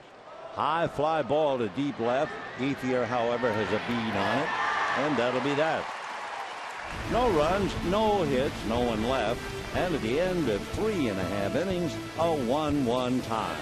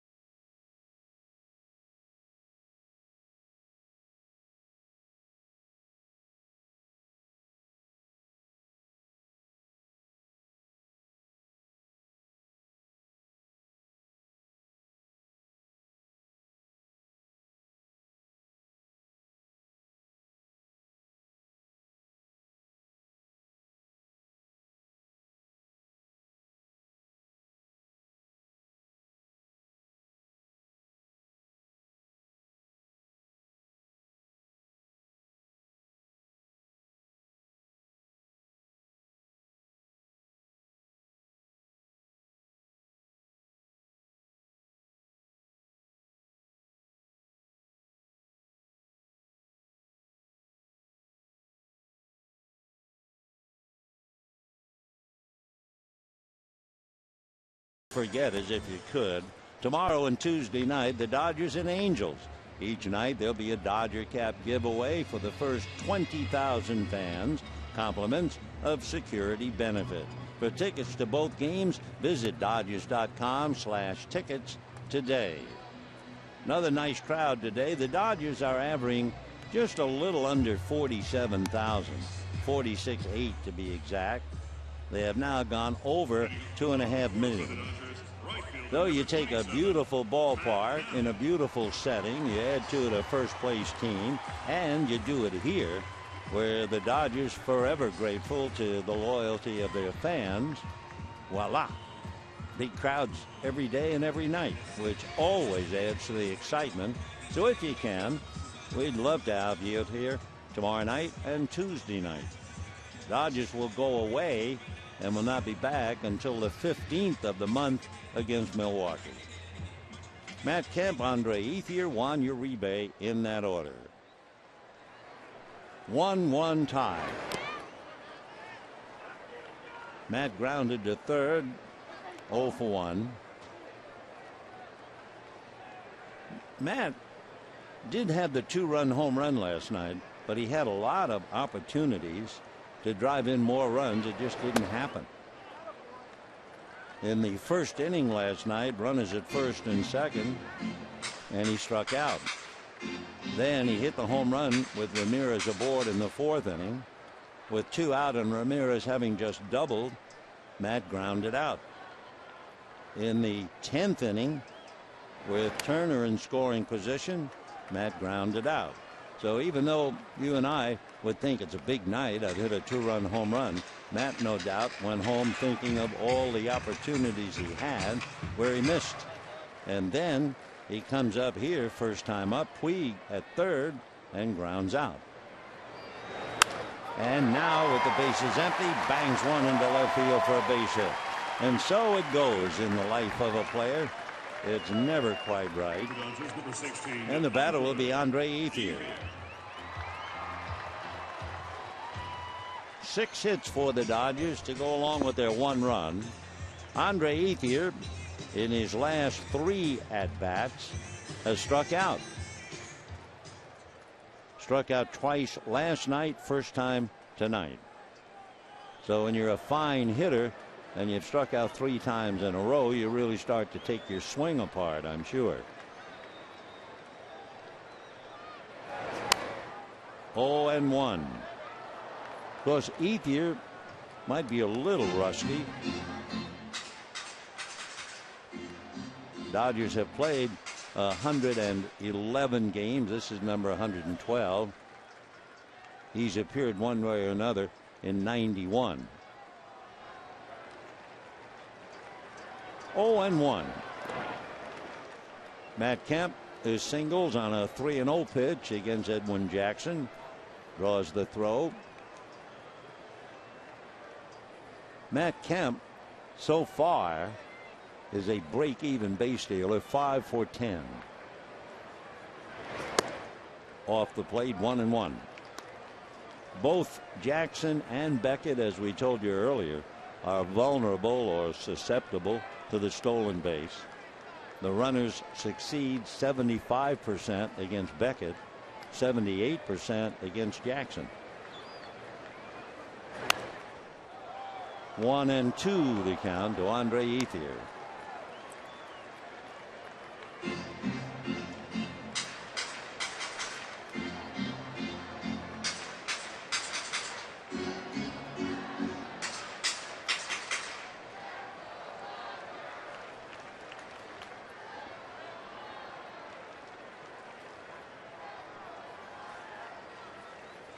One ball and 2 strikes. And strike. There's that late call. So Rackley not in a hurry, and you just have to wait for him. So that means Ethier has now struck out 4 consecutive times. And you know, you're talking about a fella who hit .305 back in 07, who hit .292 for the Dodgers in 2011, .284. So Ethier is really struggling. Maybe it's from not playing, who knows, but struggling he is. And the batter now, Juan Uribe. Foul ball upstairs, bangs off the facade and winds up all the way down below. 0-1 to Uribe. Going back, and it's not as if we're trying to rub it in, we're just trying to tell the story of Andre Ethier. If you go back, he has now struck out a breathtaking 6 consecutive times. I mean, it is the big leagues, but he's very much a big league hitter who's just having problems. 0-1.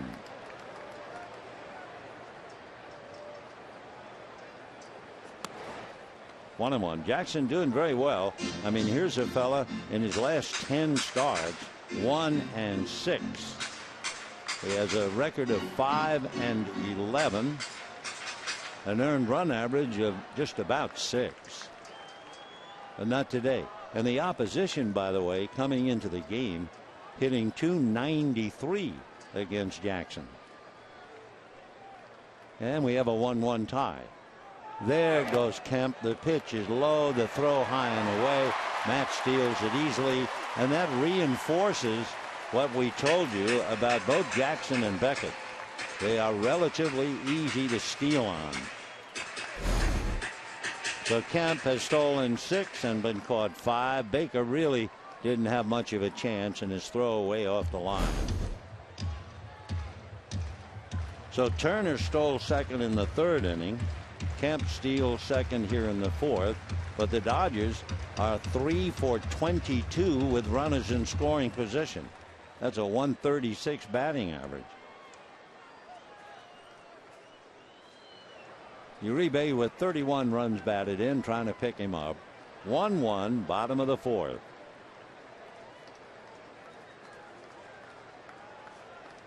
2 balls, 1 strike the count. Drew Butera on deck.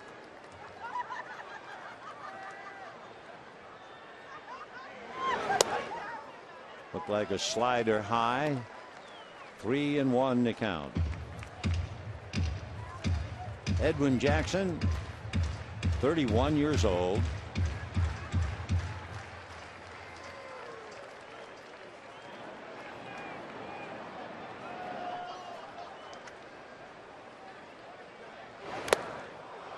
Three and 2 to Uribe.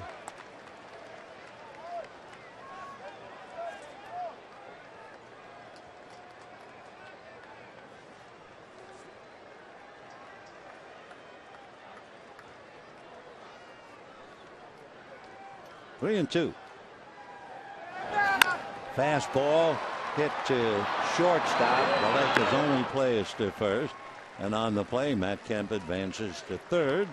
So with 2 out, the catcher Drew Butera coming up. Butera doubled over the head of Chris Coghlan in the 2nd inning. When Edwin Jackson was pitching his no-hitter against Tampa Bay, we told you that he had walked 8. And in that game, in the 3rd inning, he walked the bases loaded and got out of the jam.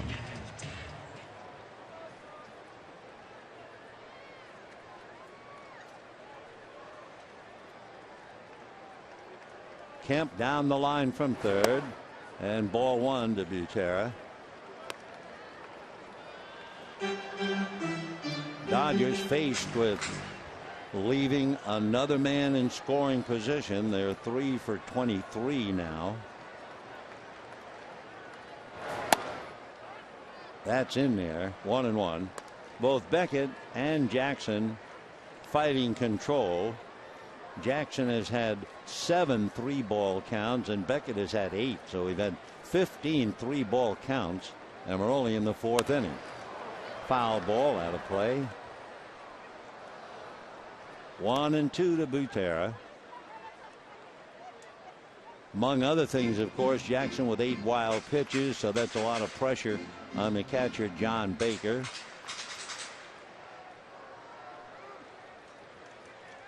One and 2 to count to Drew. 2-2. John Baker, pretty tall catcher. He's 6'1", and he had to one-hand that thing. Now he's going out to the mound. So 2 balls, 2 strikes, 2 out. Matt Kemp at third in a 1-1 tie. Cubbies won the first game very easily, 8-2. Then last night a scramble, a tight ball game, 2-2 going into the 12th, and that's when Hanley hit the 3-run home run.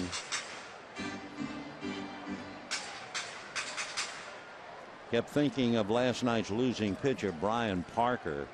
He's been up and down 5 times, and he got back up. They brought him in last night.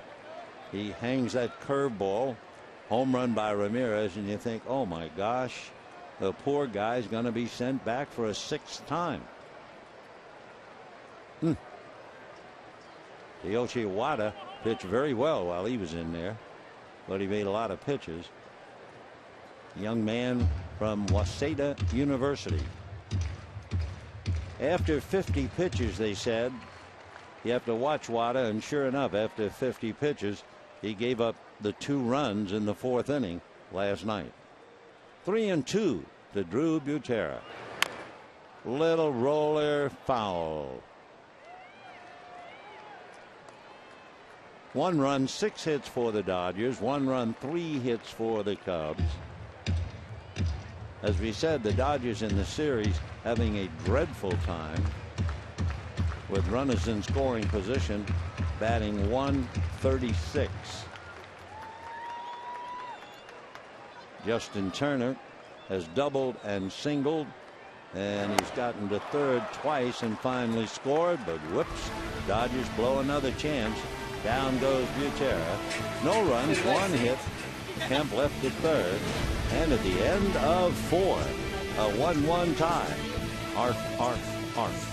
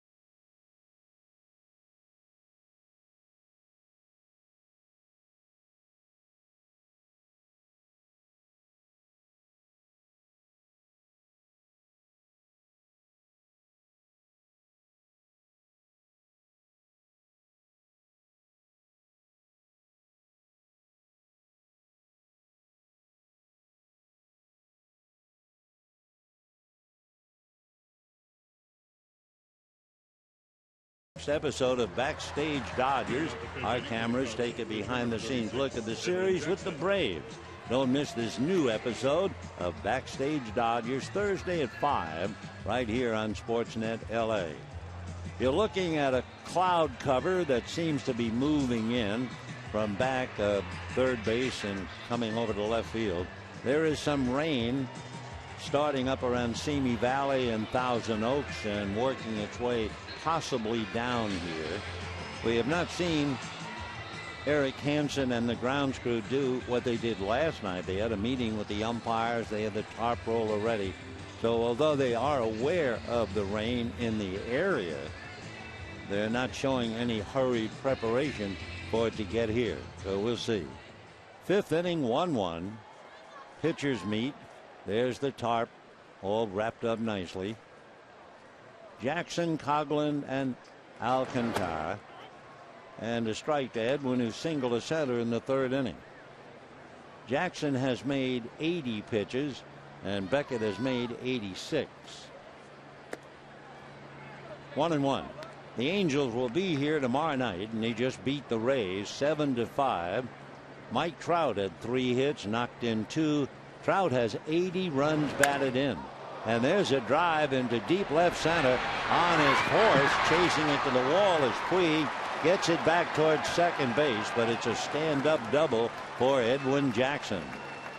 So the Dodgers signed him as an outfielder.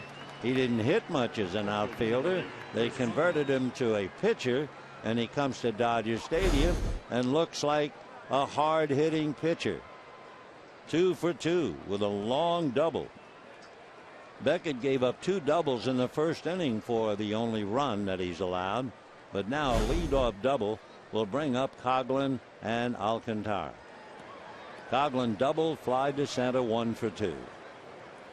Little note on the Angels: Trout with 80 RBIs, hitting in the number 2 slot in the order, and Houston Street, another save for the Angels. 0-1 to Chris. So the Angels, led by Trout and Pujols and a cast of characters, they'll be here tomorrow night against Puig and company.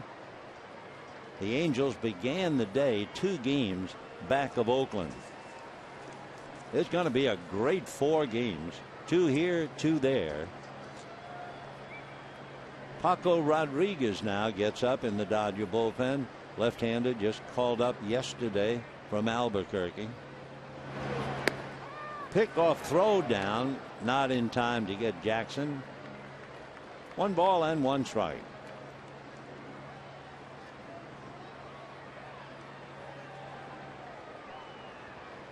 One run, 6 hits for the Dodgers. 1 run, 4 hits for the Cubs. And Paco throwing in earnest. Among other things, Beckett is due to lead off in the bottom of this 5th inning. 1-1.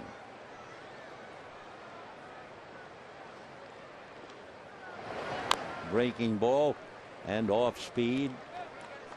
1-2 to Chris Coghlan. Red hot.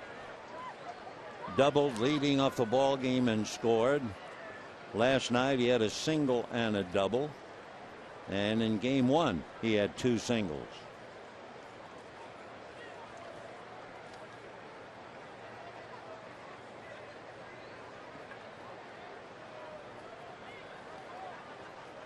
One and 2.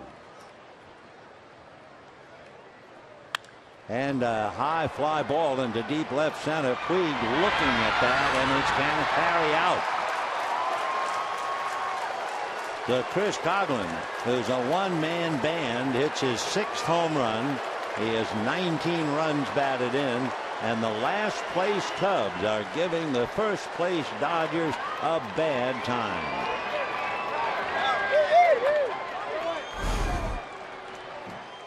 Coghlan in the leadoff role with a double and now a 2-run home run. Though he has scored twice, driven in 2, reaches the seats in left center. Well, the Dodgers had Paco getting ready, figuring Beckett would be hit for, because he is making a lot of pitches now. but they didn't think they'd get him ready to relieve immediately. But it's been a double and a home run. Coghlan, long way to go for a left-hand hitter. And there's a line drive base hit to right field, and the Dodger hand might be forced now. Beckett has made 94 pitches. The batter now will be Anthony Rizzo. Josh Beckett checking to see if Paco is ready. If he is, you would think they'd bring him right in against the left-hand hitting Rizzo. We'll see. Butera going to the mound, might be going out there just to consume a little time. Anthony Rizzo is a strong, gifted pitcher, and here comes Mattingly, so he'll be coming out. Mattingly is heading towards home plate, so that will mean a double switch. You see now Carl Crawford heading towards left field. Andre Ethier will be coming out. So Crawford will bat ninth and be first up in the fifth. And you can put the pitcher, Paco Rodriguez, in Andre Ethier's spot. It's 3-1 Chicago. Nobody out. Beckett leaves. We'll be back.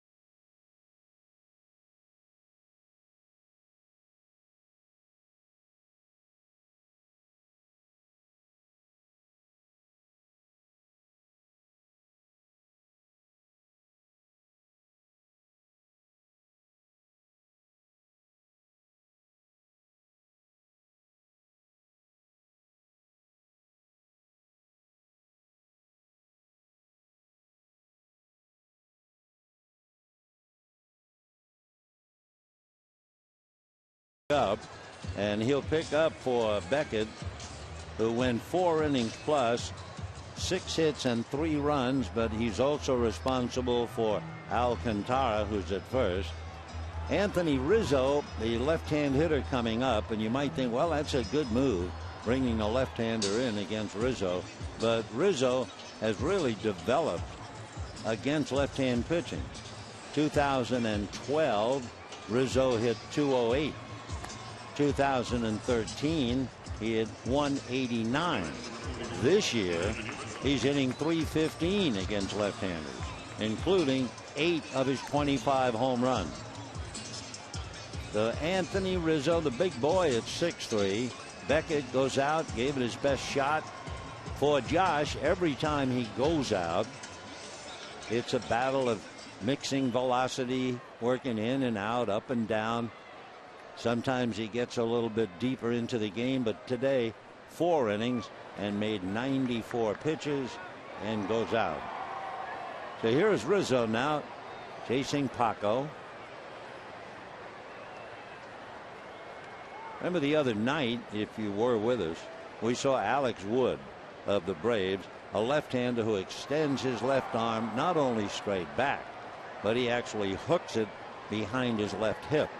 Paco still will hold the ball and go straight back with the left arm. That's a strike. 0-1.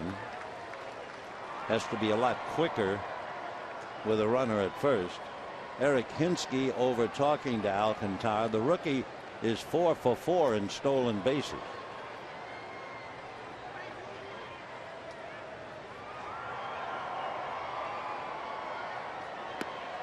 One ball and one strike to Anthony Rizzo. Rizzo, very impressive looking, 6'3", 220. He'll be 25 next Friday on the 8th.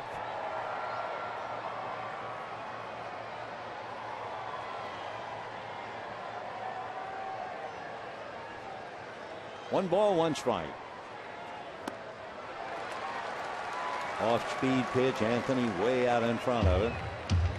That's an impressive number to wear in the National League, number 44. Bring back memories of Henry Aaron and Willie McCovey.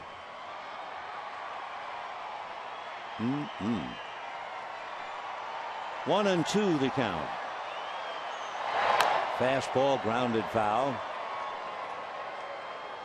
On Friday, August the 1st, that was the anniversary of Henry Aaron going into the Hall of Fame way back in 1982, along with Frank Robinson.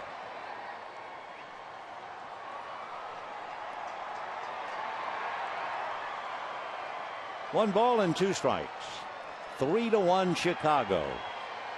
And with the runner going, they pick him off. The throw is in time. So even though Eric Hinsky was trying to give him some instruction, Alcantara picked off Paco Rodriguez, Adrian Gonzalez to Hanley Ramirez. 1-3-6. Paco, a low stride, and Alcantara way off. Hung out to dry very easily. Another paragraph in his learning. He's only been up for 20 games. One ball and two strikes. Tapper to short. So 2 down here in the 5th inning. But remember, Jackson doubled and Coughlin homered. And the batter now, Luis Valbuena, another left-hand batter. Coming to the plate, number 24, Luis Valbuena. This is indeed a left-hand hitting team. If you turn Alcantara around, he's a switch hitter. Make him a left-hand batter. You have 5 consecutive left-hand hitters, then a right-hand batter, then another left-hand hitter. So you would think the Cubs would be highly vulnerable to left-hand pitching. Breaking ball, strike. How are they doing? Well, against left-hand starters, they're doing okay. 13-12 all told. 8-6 at home. 5-6 on the road. But boy, they are left-handed. One ball, one strike. Well, you know what Bill Lee used to say, left-hand pitcher with the Red Sox, since you think with the other side of your brain, left-handers are in their right mind.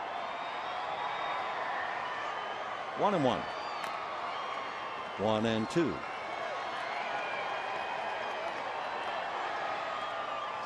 Three runs, 6 hits, no errors for the Cubs. 1 run, 6 hits, no errors for the Dodgers. Dodger run way back in the 1st inning. They should have had a couple at least, and were lucky to get one. They had the bases loaded and nobody out. Breaking ball, got him on the outside corner. Valbuena has struck out twice. He's ticked off at Rackley, I guarantee you. And we are going to the bottom of the 5th. 3-1 Chicago.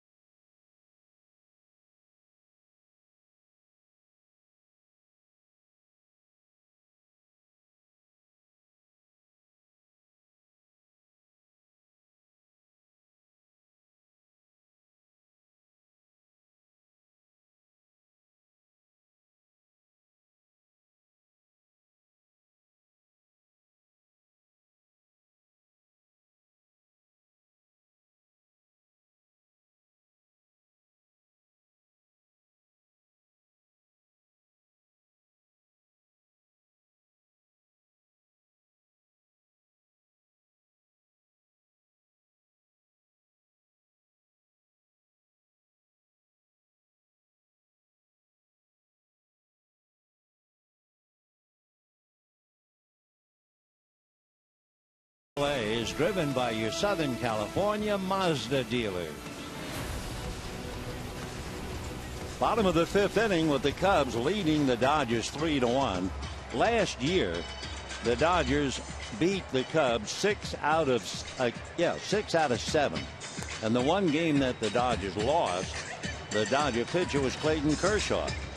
So you never know what to expect from Chicago. And the Dodgers certainly did not expect to have trouble for the last place team in the National League Central. Remember, the Dodgers had won 6 in a row against 2 very good teams, the Giants and the Braves. And then here comes the one team in 30 games under 500, and they're in danger of winning 2 out of 3 from the Dodgers here. And the Giants won. Carl Crawford came in the double switch that brought in Paco Rodriguez. Crawford is really struggling. And ball 1. Of course, that's what happens to a hitter. You get everything ready, you have your stroke. All of a sudden you go on the DL and you come back and you have to put an ad in the paper. What happened to my stroke? High fly ball, but it's playable. Coghlan at the other end of it. So Crawford doesn't hang around. 1 down. Carl last night 0 for 5. Failed to hit a ball out of the infield. Game before 0 for 4. So Crawford is 0 for 10 in the series. And the batter now, Justin Turner, who's on a tear. 2 for 2, a double and a single, hitting .311. 3 home runs, 23 runs batted in. Had a judgment problem in the first inning, and again, the game looks different down on the field as opposed to, let's say, sitting upstairs where we are. With runners at first and second, Adrian Gonzalez in the first inning short hopped the wall in right center field. For some reason, obviously because he thought the ball was going to be caught, Justin Turner started to go to third, stopped, went back to second base and tagged up. Well, that put a log jam on the base paths. Instead of a run in, and Puig probably would have been at third. Dodgers had the bases loaded up, nobody out, but that was a huge play. It messed everything up. Ramirez then grounded into a double play, and the only run, Turner brought it in. So it's 3-1 in favor of the Cubs.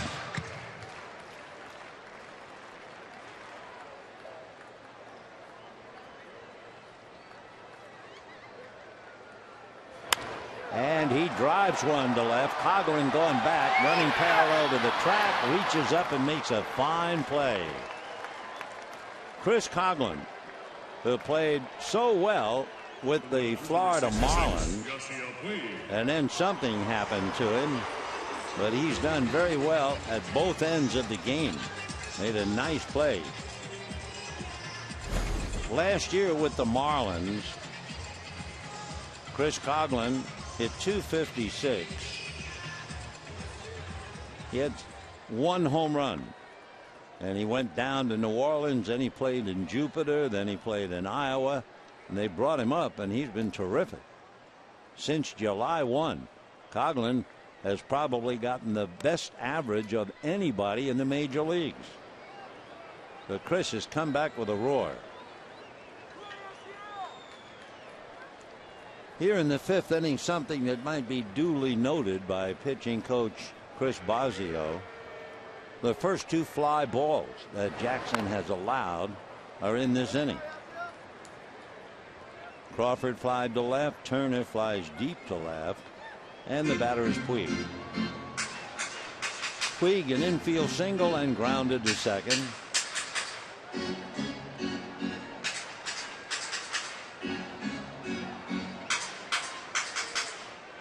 One ball and 1 strike.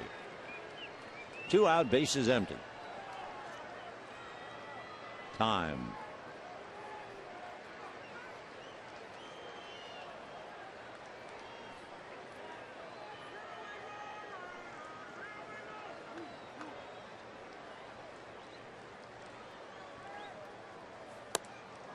Fastball might have been outside the zone, and the count 1-2. We were talking about the pitching coach, Chris Bosio. It's interesting with Edwin Jackson having pitched a no-hitter. His pitching coach, Chris Bosio, sitting in the dugout, he had a no-hitter against Seattle back in 1993. And down goes Puig and the Dodgers. And at the end of 5, the Dodgers have 1, but the Cubs have 3.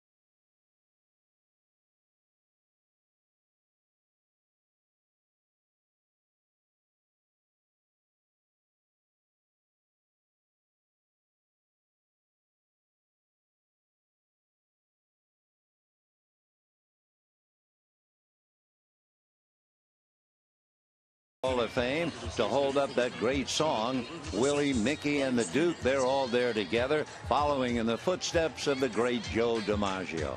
And with that, let's go back to this one. 6th inning, 3-1 Chicago. Cubs will have Ryan Sweeney, then Valaika, Shearholtz, and Baker. Paco Rodriguez going to work. Made 8 pitches to get Rizzo and Valbuena in the 5th inning. Sweeney has struck out twice. Those at-bats were against Josh Beckett. Beckett made 94 pitches, got through 4 innings, gave up 3 runs, 6 hits.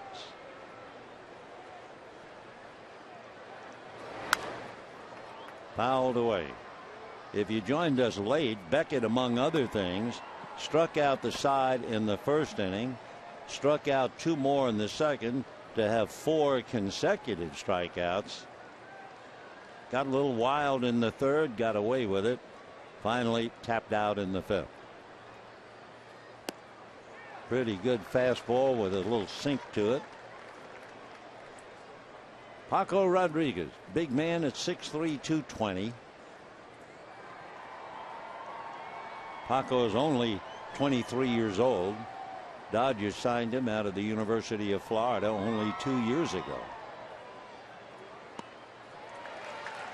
So that'll do it. Ryan Sweeney goes 0 for 3, 3 strikeouts. Paco has 2. 7 Cubs have struck out. Chris Valaika.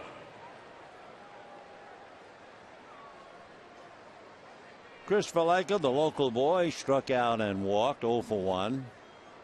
Born in Santa Monica, went to Hart High School. Just called up from Iowa.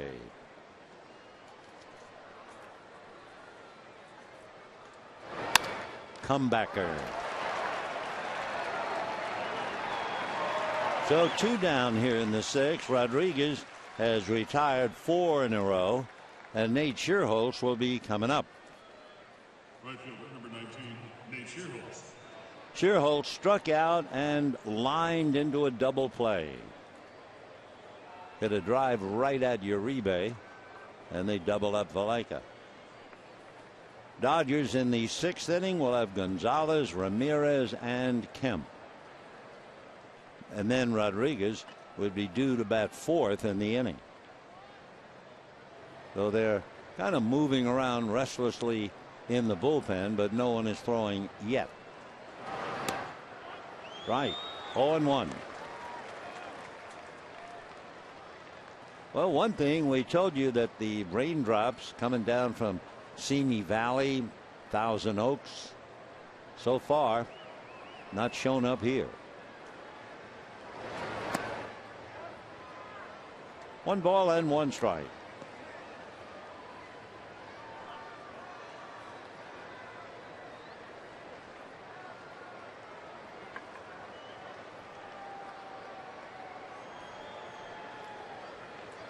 (3-1) Chicago. 2 out, top of the 6th. Down he goes. Nope, not yet.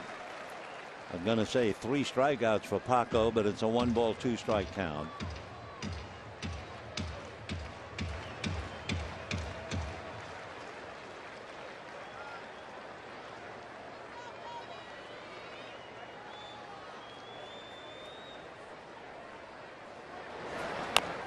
Little foul ball.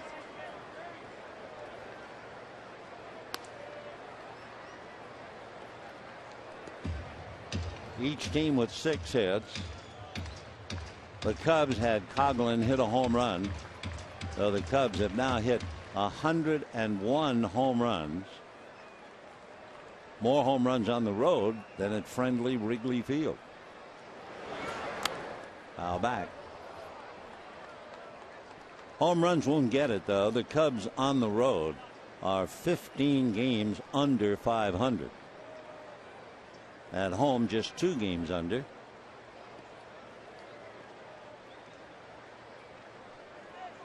One and 2.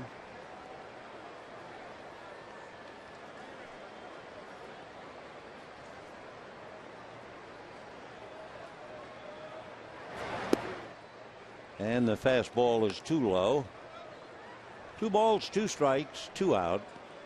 6th inning, 3-1 Cubs. They've already beaten the Dodgers as many times as they did all last year. 1. Waiting on deck, John Baker. Close. 3-2 the count.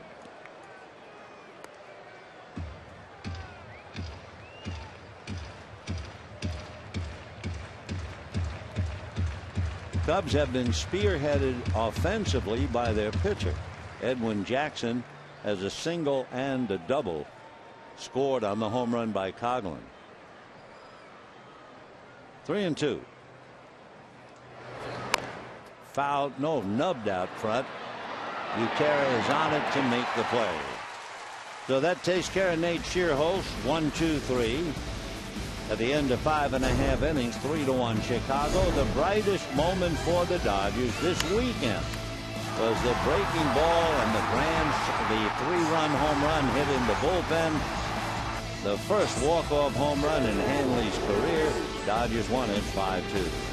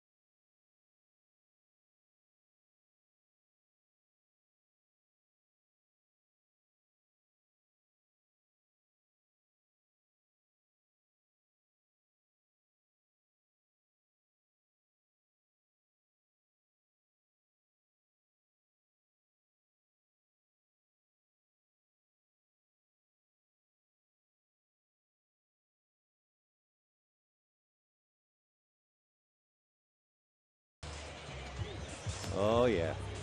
Thank heavens for little girls. Meanwhile, there's a Dodger calendar. And it'll be Monday and Tuesday nights here with Greinke and Kershaw. It'll be Richards opening up the series against Greinke, Santiago against Clayton. Dodgers then go down to Anaheim. It'll be Herron and Shoemaker. And then Thursday, Ryu and Wilson. The Dodgers then keep on going with the luggage and go to Milwaukee and Atlanta. Dan Herron, Clayton Kershaw visiting in the dugout. One a career high and the other a career low. All part of the game. Paco Rodriguez has done well, but it figures the Dodgers need runs, so they'll probably be hitting for him. But it's Gonzalez, Ramirez, and Kemp first. Fly ball down the left field line. Coghlan coming in a hurry, and the ball lands foul. So Adrian comes back on one. Gonzalez had that long single to right center. Oh my goodness, isn't it great that the joy of getting a ball? Oh yeah, let me see. Well, come on, let him see it. Good. That's enough. Is that typical? 0-2 to Adrian. Yeah, kids never change. 3-1 Cubs, bottom of the sixth. Gonzalez, Ramirez, and Kemp, and then Rodriguez or a pinch hitter.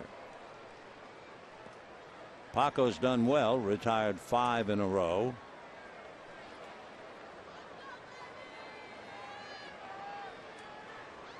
And 2. And a mile-high fly ball, but I think it's playable, and it is. Coghlan. So Adrian, a long out to left field, one away. There's your shortstop, number 13, Henley Ramirez.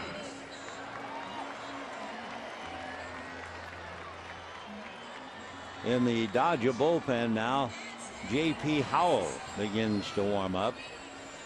Mahalam sideline. So they called up Paco Rodriguez. Now they'll use their other left-hander, Howell. Interesting note, tiny little note. Number one, we pointed out in the 5th inning, the first fly balls came along. This is pop foul, and Rizzo has a play.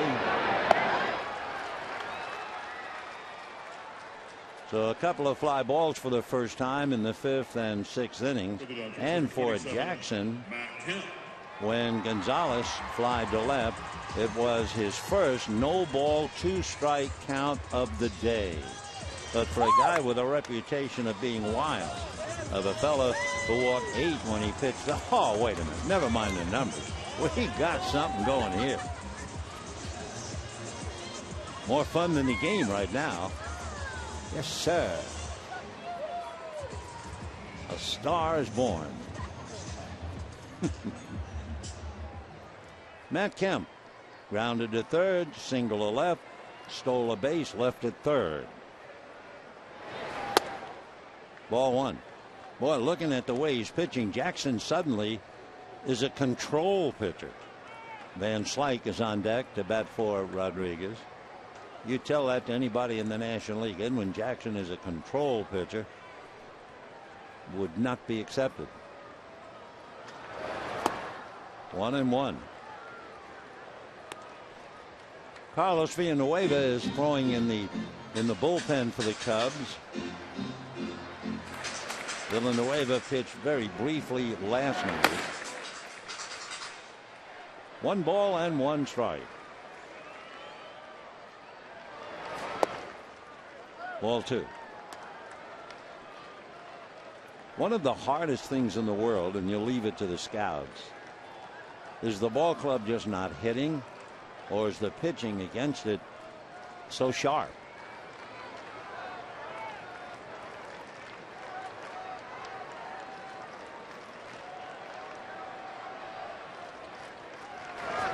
And there's a drive into left center field. That ought to have some carry on it, I should say.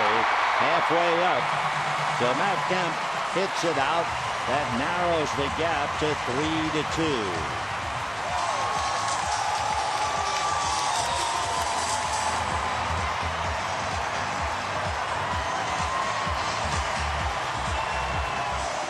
Matt Kemp with 13 home runs, 49 runs batted in. The bubble machine is alive and well, and they'll go into their game. Matt Kemp really blazing hot of late. That's the 11th home run that he's hit against right-handers. He has 13 all told, and there was no doubt about it. So Matt is very much on the beam, and here's Van Slyke for ball one. Boy, Kemp has remarkable talent, kind of clouded over with all of the injuries. That's a fly ball foul off third out of play. But when he is healthy, when he is really in the groove, and he is this past 10 games. Wow.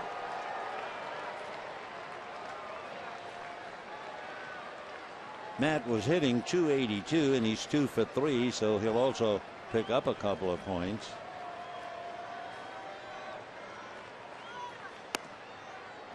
As far as Jackson is concerned, he is due to bat second in the 7th inning. So Rick might be thinking of hitting for him, which is why he had Villanueva up. That home run is the 15th home run that Edwin Jackson has allowed. 15 seems like a lot, but then you say, well, wait a minute, he pitches in Wrigley Field.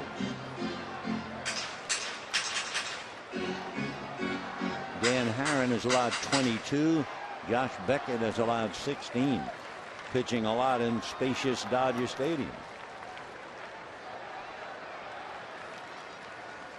Matt Kemp. Ball 3. So Van Slyke batting for Rodriguez with Uribe on deck.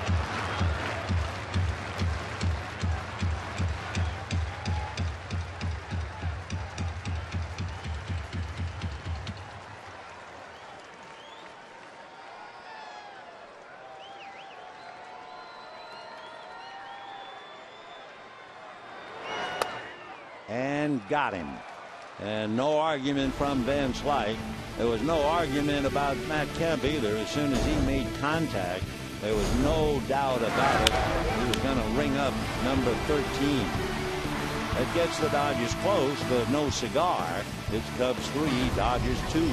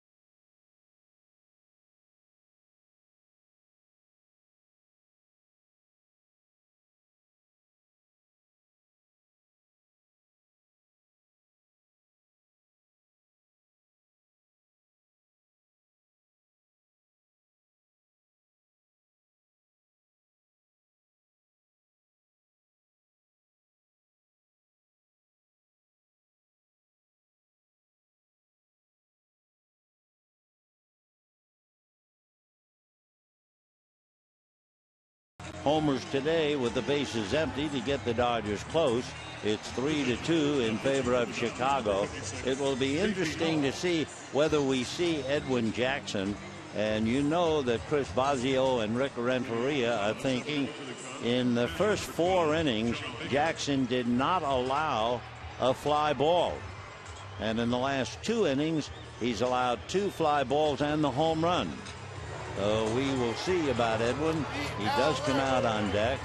The Matt Kemp fan happy and delighted about Matt's home run. John Baker, the catcher, and then it looks like Jackson and Carlos Villanueva has stopped throwing in the bullpen. Baker 0 for 2, 2 fly balls to center and to left, both against Beckett. Now he's going to be facing J.P. Howell following Rodriguez. As we mentioned, the Cubs are the most left-handed team in the National League. Ball 1. Howell last night came in the 8th inning to face Valbuena, struck him out, and then he gave the ball to Kenley Jansen in the 9th. That's popped into shallow left. Ramirez out and juggles, holds on to it. Boy, do you ever have a glass on a wet tray and the glass starts to slide? Well, there was Ramirez running as hard as he can, the ball juggling in his glove, and somehow he held on. Take a look. Reach. Yeah, I got you. I think I got you. I got you now. Boy, that was great. Take another look. Wonderful juggling act. Great catch, and hooray, says J.P. Howell. Well, Justin Ruggiano, the outfielder, is going to bat for Jackson. Those 4 fly balls and the home run in the last 2 innings, I think, told Bosio enough. And for Edwin, a strong game against his first team. And you know he's played for 8 teams.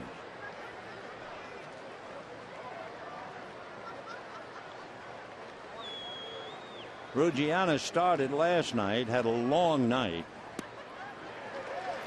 He went 0 for 5 and struck out 3 times. Justin did not appear in game 1.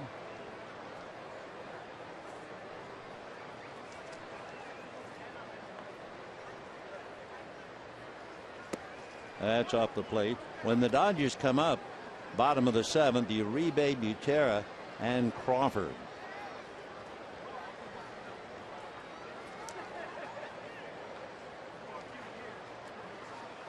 Ruggiano's from Austin, Texas,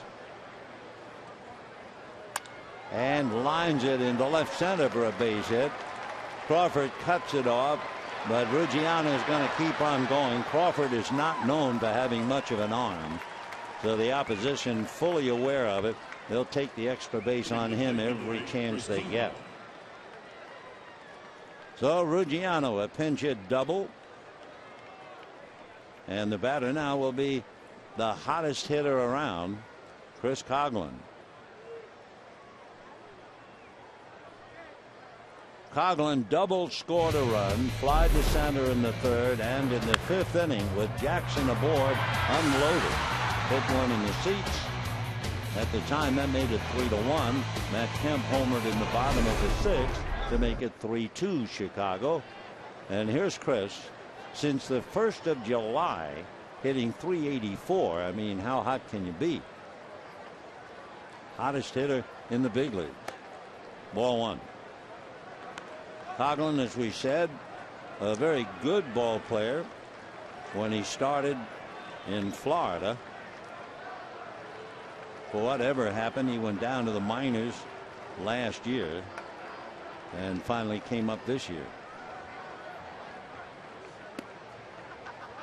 As they always say, it's hard to get to the big leagues, and it's even harder to stay there.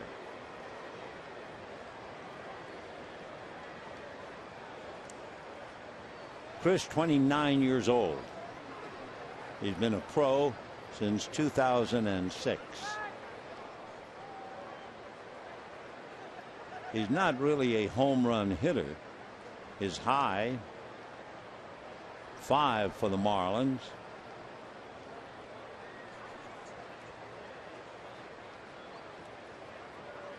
6 for the Cubs.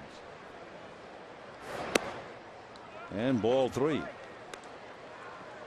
Second baseman Arismendi Alcantara on deck.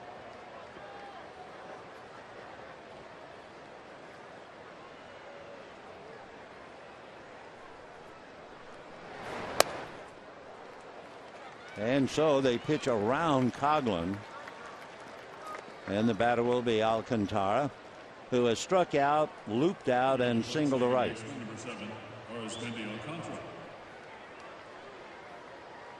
So Alcantara coming up 1-4-3. Remember, he was picked off after singling to right field in the 5th inning. He's only been here a little while. This is the 21st game he's played in since he was called up.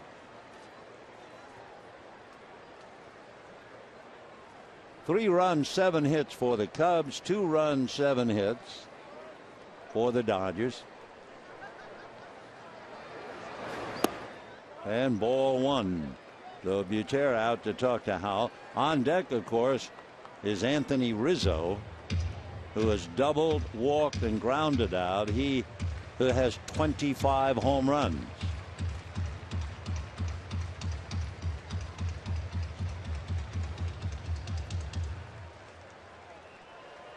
JP in a spot of trouble now. 1 out, 2 on.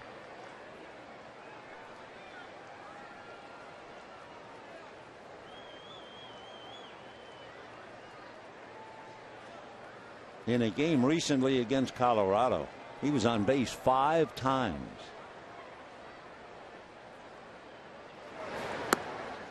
Ball 2.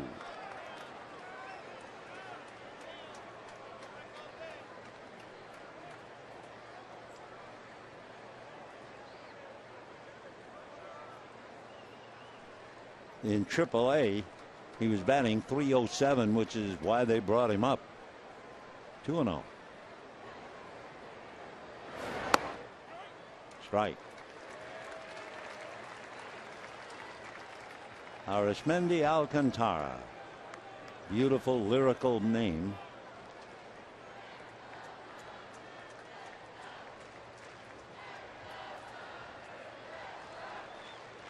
From Santo Domingo in the Dominican Republic.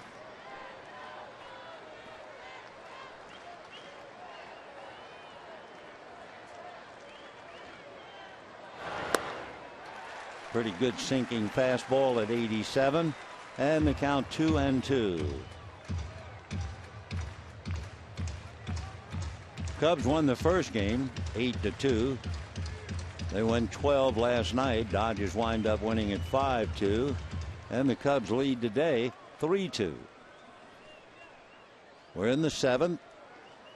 2 on, 1 out.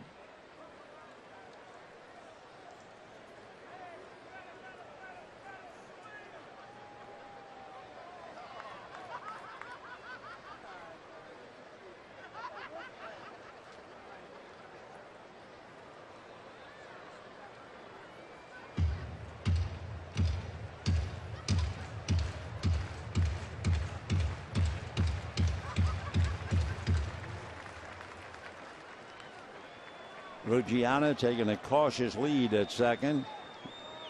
Coghlan at first. 2 balls, 2 strikes. And ball 3.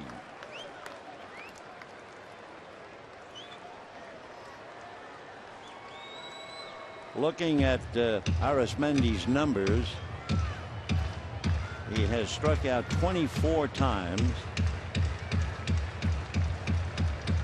About 90 at bats. He has grounded into 1 double play.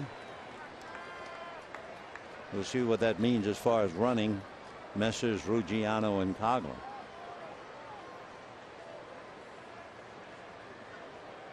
Runners are not going. Foul ball. One reason perhaps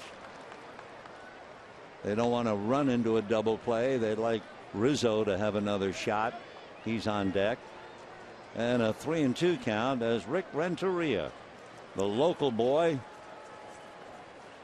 born in Harbor City, went to Southgate High School. His mom, dad, and brother were born in Mexico, but he was born here, although he did play baseball 4 years in the Mexican League. 3-2. Runners hold. High chopper up along third, foul. 3 balls and 2 strikes. Alcantara, when he played at Tennessee, admittedly in the minor league, but he still stole 31 bases. So he runs well. He had 21 stolen bases when he moved up to Iowa this year. Tough to double up.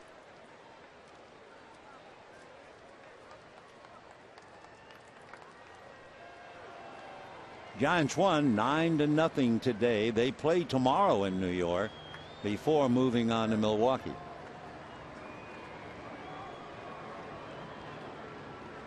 Three and two.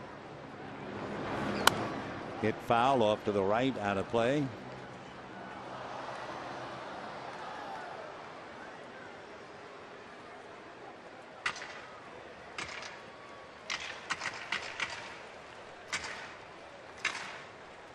So Alcantara, tough man up there, getting a piece of the ball here, a piece of the ball there. Meanwhile, Howell has made 17 pitches. Rodriguez made 21 pitches, facing 5 batters. 3-2 again.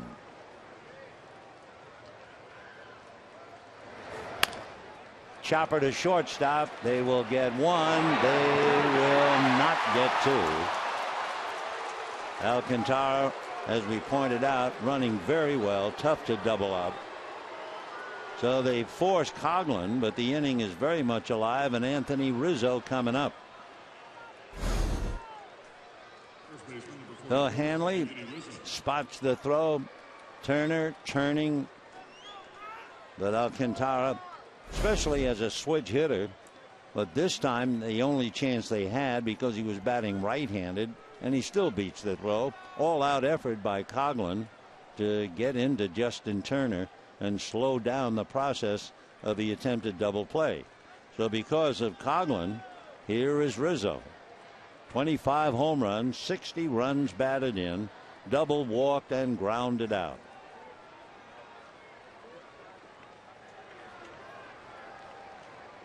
Ruggiano down the line from third. Alcantara at first. Fouled away. 0-1.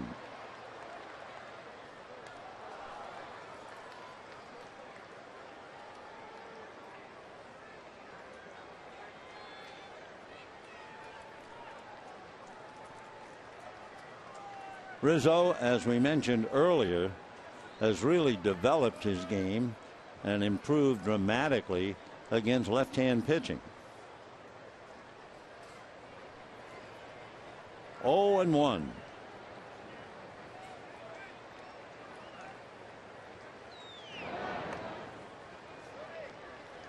For Drew Butera and for J.P. Howell, first and third, they really have to keep an eye on Alcantara. 2 out.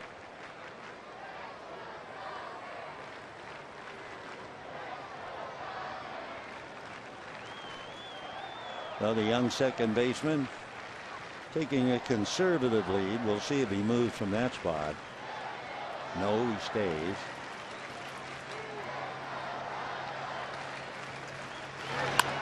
And a fly ball into left center. Here comes Crawford to pick it off.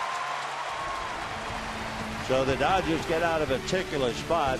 A running catch by Hanley Ramirez was a key. The Cubs lead 2, and we're heading to the bottom of the 7th with a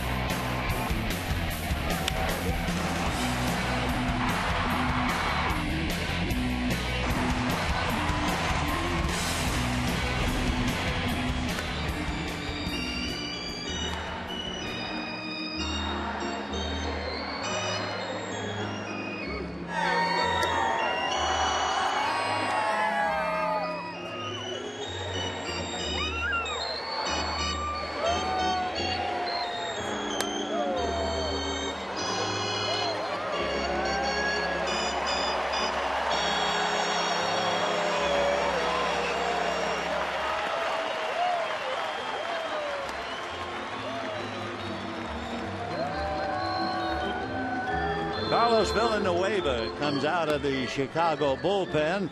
He will pick up for Edwin Jackson, who did such a good game. Jackson, who came in with a record of 5-11, held the Dodgers to 2 runs in 6 innings. And Villanueva, who's from the Dominican, Santiago, he was originally signed by the Giants. Attention, please. Now pitching for the Cubs, number 33. Well, Villanueva at 6'2", 235. He's 31 years old, come 11/28, November the 28th. Came up with the Brewers, never did make it with the Giants. From the Brewers to the Blue Jays to the Cubs. And Juan Uribe will be the first to meet him. J.P. Howell has made 20 pitches after Rodriguez made 21. J.P. had a tough 7th inning but survived. 1 ball and no strikes to Juan Uribe. 5 home runs, 31 runs batted in. And a high fly ball, but that's all it is, to right center. And it'll be the center fielder, Ryan Sweeney. And just like that, 1 away. We mentioned the fact that the Giants stay in New York. They play the Giants, play the Mets tomorrow afternoon. Then they move on to Milwaukee and then Kansas City. In fact, tomorrow's game, Tim Hudson and Dylan G. Hudson, you may remember last year, had that terrible ankle injury at Citi Field. Well, headache revisited for him tomorrow. Now the batter, Drew Butera, who lines one down the left field line. 1 hopper up into the stands. That will be Drew's 2nd double of the day, and he's 2 for 3. So the tying run is out there, and the batter will be Carl Crawford. And the Dodgers hope, one way or another, Crawford's slump is over. Carl is 2 for 16 during the homestand. So Butera drills it, and the ball kicks up into the seats. So drew the tying run. Crawford followed by Turner.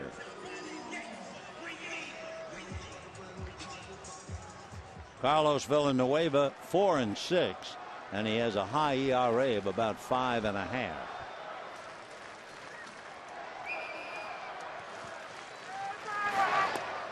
Oh and 1. Crawford got into the game with a double switch. He's had 1 at bat, and he has flied to left.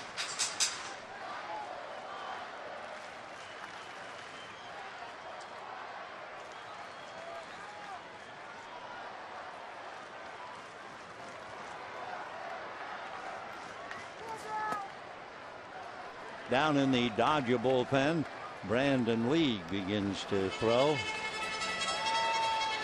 1 ball and 1 strike the count. They have to correct the scoreboard. 1-1. Butera doesn't have to worry at all about Alcantara.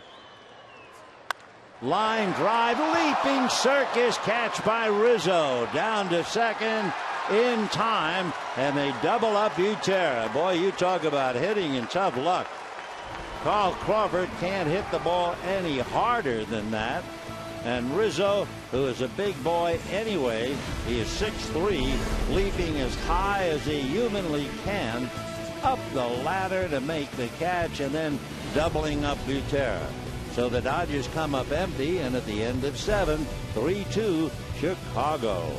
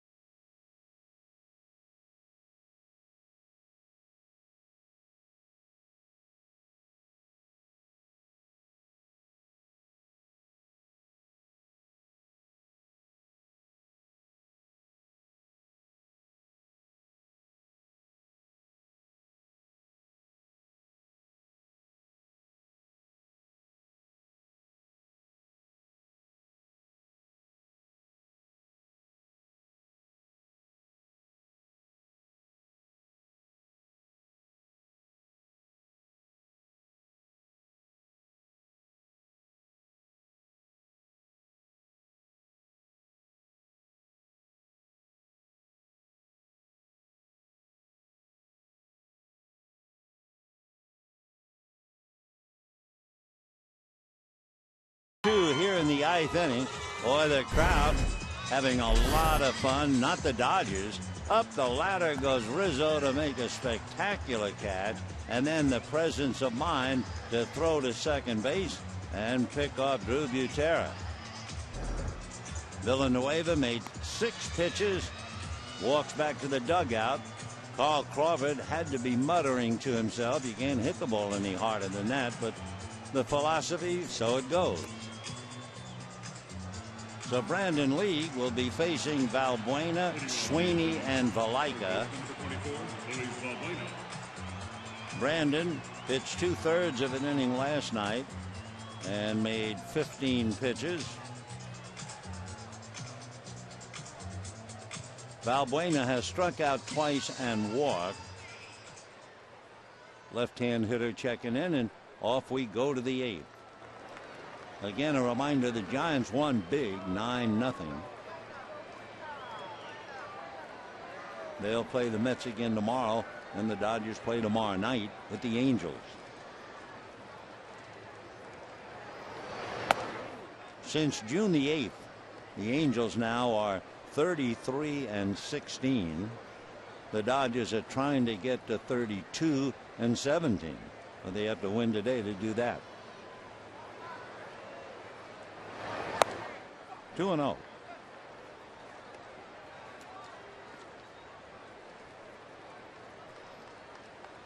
Valbuena with 9 home runs, 37 runs batted in. Pedro Strop begins to warm up in the Cub bullpen. And League now 3-0.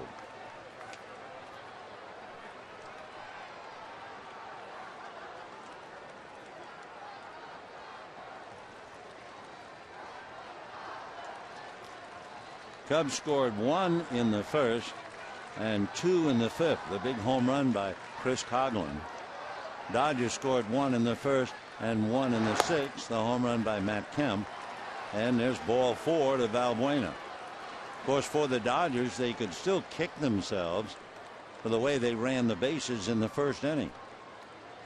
Center fielder, number 6. They had a double and 2 singles with nobody out and no runs.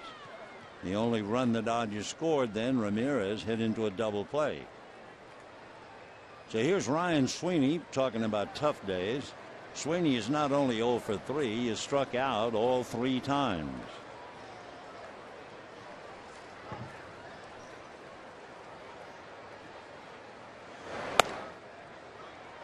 Just thinking wildly, a friend of mine, I've always admired the ability of Joe DiMaggio to make contact. If you've been listening to Dodger games, I always amazed at how Joe managed to hit the ball.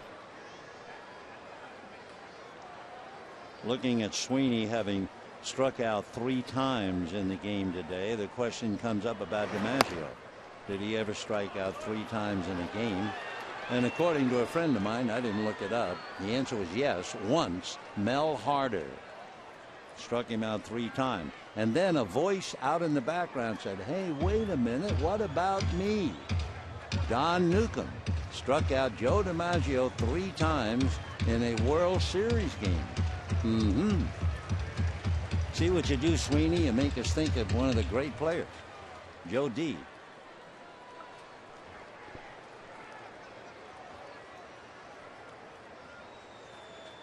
Three runs, 7 hits for the Cubs, 2 runs, 8 hits for the Dodgers.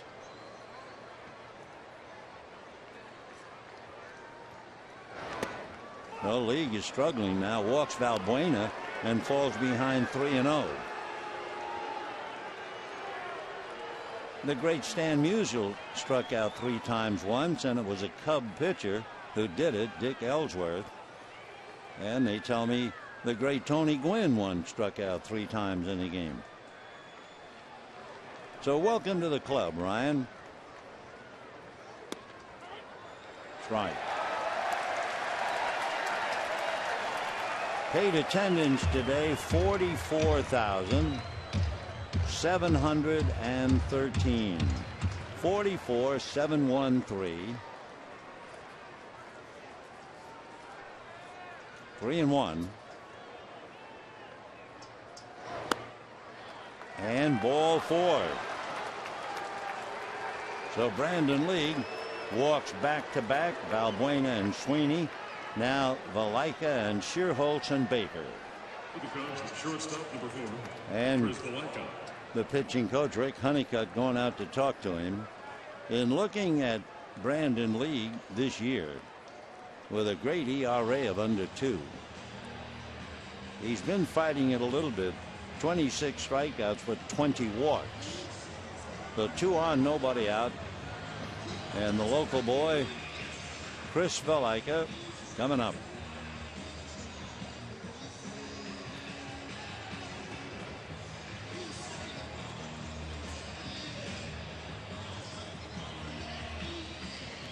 All right, the meeting is broken up. Honeycutt trying to find the secret. Doesn't have much time. League comes in, walks back-to-back hitters, and the batter is Valaika with the left-hand hitting Shearholtz on deck.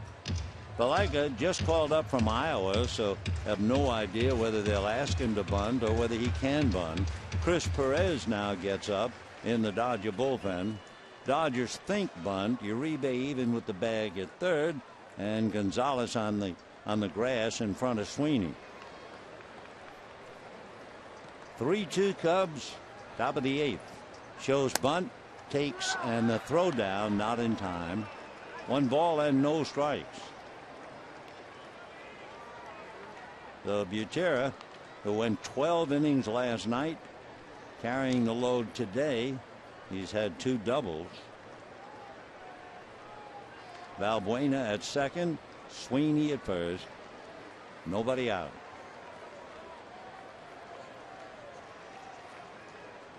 Showing bunt, taking, and ball 2. The League having trouble throwing a strike.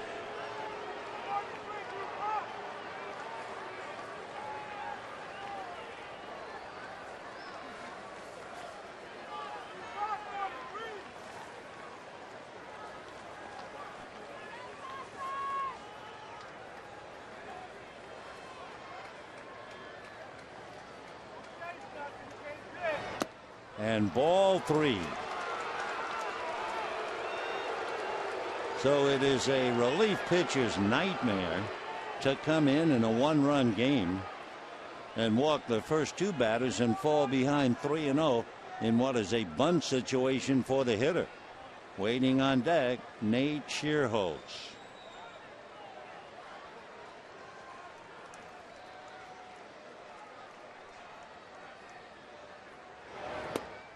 And ball 4.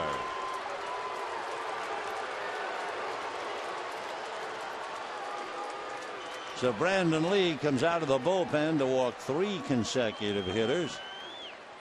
Shearholtz coming up, followed by Baker.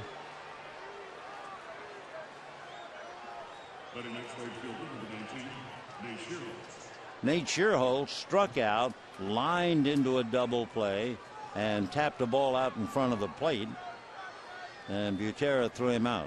So Nate is 0 for 3. The Dodger infield now comes up. Bases loaded, nobody out. The Cubs with a chance to break it open a bit. League with a lot of pressure to throw some strikes. 0-1. Now there would be some people who say, wait a minute, you just had 3 consecutive walks. Why in the world, Nate, would you swing at the first pitch? Because in Nate's mind, he'll groove one to make sure he gets out in front. And he was late on a pretty good fastball. 0-1. That's part of the mind reading game.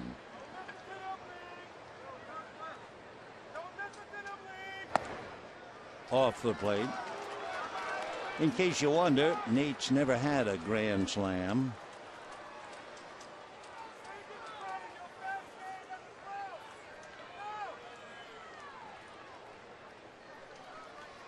One ball and 1 strike.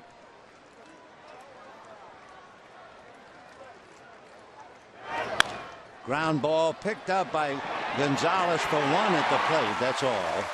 That was a good play by Adrian. Fortunately for him, the ball was hit to his gloved side. Otherwise, that might have found its way into right field. So they get the force play at the plate, and everybody moves up 90 feet. Sweeney is now at third. Valbuena's back in the dugout. 3-2. Gonzalez to Butera. That's the glove side ground ball, and he was able to get one. And he had to almost throw the ball high over the head of Brandon Lee, who looked like he was kind of in line of the throw. So here's John Baker. The infield now goes to double play depth. Sweeney, Valaika, and Shearholtz on the bases. 1 out. And ball 1. Starlin Castro, the brilliant young shortstop, resting today, but he's out on deck to be a pinch hitter. 1 ball and no strikes. Baker, no grand slams like Shearholtz, in case you wondered. But he has done very well this year, hitting .393 in his career. Check, ball 2.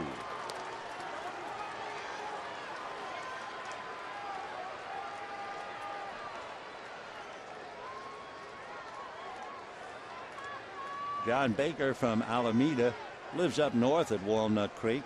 Went to Cal. Originally signed by the Oakland A's. 2-0. 2-1. So in the inning, Valbuena walked, then Sweeney walked, then Valaika walked. Then Shearholtz hit the ground ball to Gonzalez, who went to the plate. That took care of Valbuena. Sweeney, Valaika, and Shearholtz are out there. And Baker up there, 2 balls and 1 strike. Nice play by Adrian.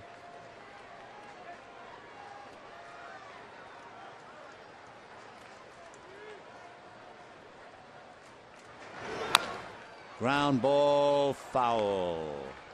2-2. Dodgers, remember, had the bases loaded with nobody out back in the first inning. That's when Turner doubled. Puig an infield single. Gonzalez hit a ball that hit the right center field wall, and he got a single, and the bases were loaded on a ball that should have easily scored Justin Turner from second base. And then Ramirez came up and hit into a double play. 2-2 the count to John Baker. And ground ball slowly. Not much they can do with that, so the run's going to score on a little ground ball. Baker hits it to Turner. Coming home is Sweeney. And the Dodgers are down by 2 again. 4-2 as Baker picks up the run batted in, and Sweeney carries it over. So 3 walks in a row finally cashed in. We're waiting now about Starlin Castro. Still waiting for him to come up, and here he comes. Attention, please, for the Cubs. Pitch hitting, number 13, Starlin Castro. The Castro batting for Villanueva. One of the great young players in the game. Starlin Castro just turned 24. He's been in the big leagues since 2010. He's the fella. His first major league at bat, he hit a 3-run home run. In his third major league at bat, he had a bases loaded triple. So he had 6 RBIs to establish a record for a youngster in his first big league game at 20. 1 ball and no strikes. Castro 6'1", 190.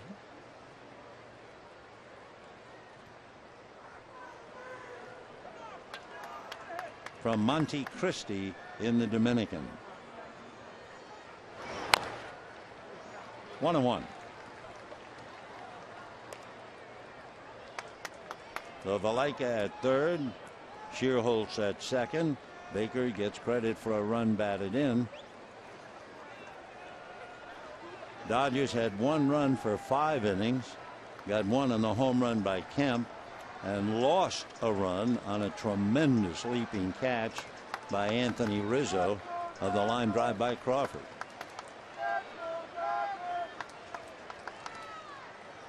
Fastball, and that's whacked into center. It looks like 2 runs will score. Puig's throw is wide of the plate, and it is 6-2 in favor of the last place Cubs. We just dropped that in to remind the Dodgers. 6 runs, 8 hits for Chicago. For Castro, the wunderkind. Base hit and 2 RBIs. Coming to the plate, left fielder, number 8, Chris Conklin.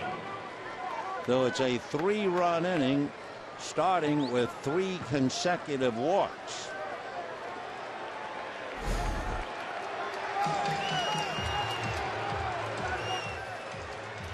So Don Mattingly, who had used Beckett, then he used his 2 left-handers, Rodriguez and Howell, thought he could come back with Brandon League. League made 15 pitches last night in the 8th inning, and looking at his work, he walked the batter last night. So Brandon having trouble with his control, and it has hurt the Dodgers today, and we'll be right back.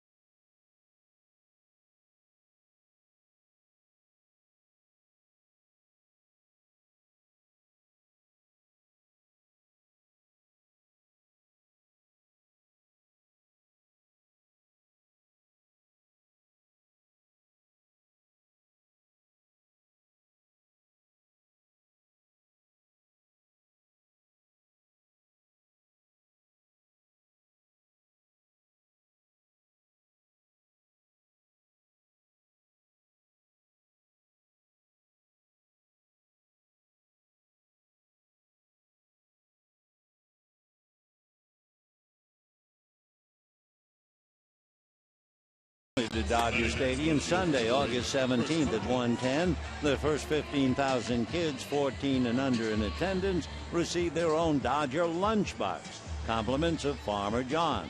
For tickets, visit Dodgers.com/promotions. Oh boy, a lunchbox. I spent forever with a brown bag. Here's Chris Perez. It's been Beckett, Rodriguez, Howell, League, and Perez. Game got away from Brandon as he walked 3, gave up a hit, charged for 3 runs. Perez now trying to get that last out, and it's the hottest hitter, Chris Coghlan. Ball 1. Coghlan has double, fly to center, homered, and walked. 2 for 3. Wearing out the Dodgers, 6 for 14 in the series.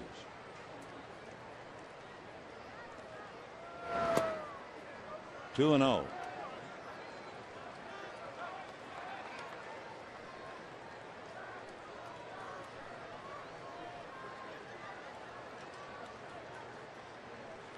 Coghlan with Alcantara hitting back of him.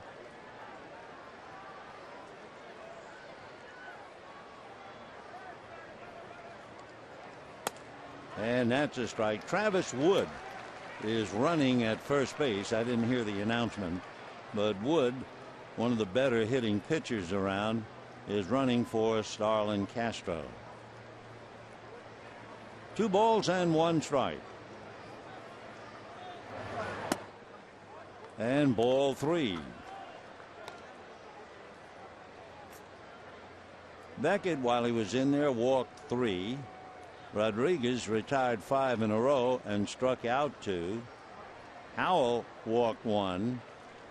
So 7 walks given to the Cubs, and they've cashed them in. And there's ball 4.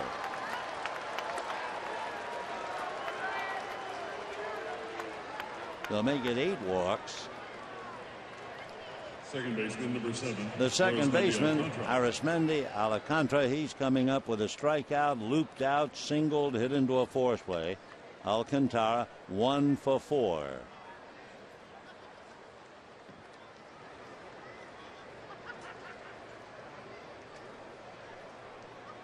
Alcantara is the 8th man to come to the plate here in the 8th inning. And it's been a free lunch. Strike.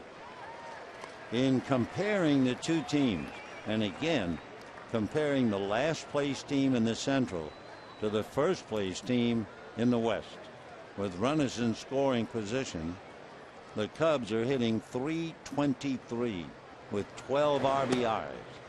The Dodgers, with runners in scoring position, are hitting .120. 4 RBIs, 3 for 25. So a rather large slice of humble pie, perhaps on its way to the Dodger clubhouse. 1 ball, 1 strike. 1-2. When the Dodgers come up, it'll be the top of the order. That means Turner, Puig, and Gonzalez. Dodgers down by 4.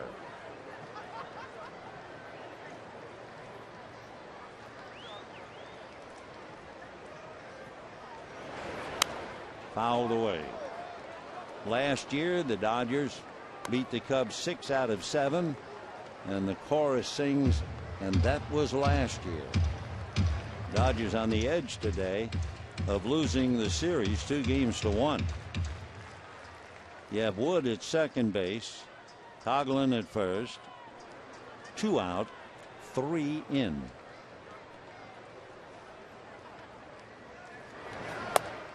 And down goes Alcantara, but 8 men came to the plate, and 3 of them came home.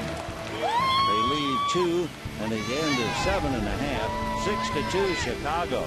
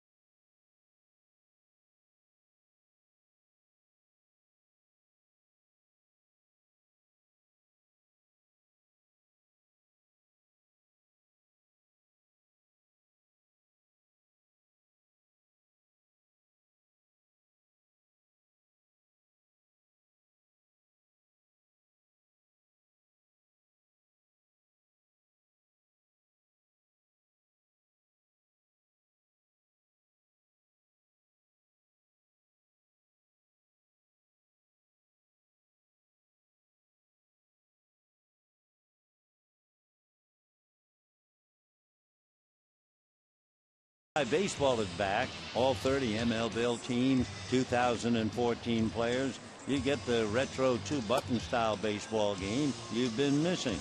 Visit RBIGame.com for more details. Download today on your console and mobile device. Pedro Strop. His last name S-T-R-O-P, but it comes out Strop. He's from the Dominican. He was originally signed by the Rockies as a free agent. Leading off the ball of the 8th inning for the Dodgers. Second He is baseman, 29 years Justin old and Turner. even 6', 175. Rockies signed him, but he came up with the Rangers. Stayed with the Rangers, then he had 3 years with Baltimore. Now he's with the Cubs facing Justin Turner. Justin double, single, fly to left. The double and the single were base hits to right field. He goes that way a lot.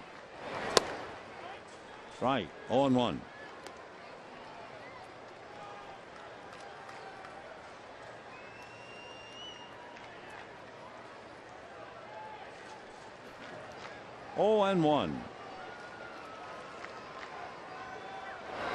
And Justin hit by the pitch. So 8th inning, Turner nailed, and the batter will be Yasiel Puig. You notice in the Arizona game with Pittsburgh, after Turner's hit by a 96-mile-an-hour fastball. Center fielder number 66. In the Arizona game with Pittsburgh, Ernesto Frieri hit Paul Goldschmidt, broke his hand, and it looks like Goldschmidt's out for the rest of the year. Well, you know, Gibson in Arizona, somebody's going to pay the bill, and a fastball buried into the back of Andrew McCutchen, and boy, he was steamed. But that seems to balance the scale. But they have lost Goldschmidt for the rest of the year. Yasiel 1 for 3, hasn't really hit the ball out of the infield. Ball 1.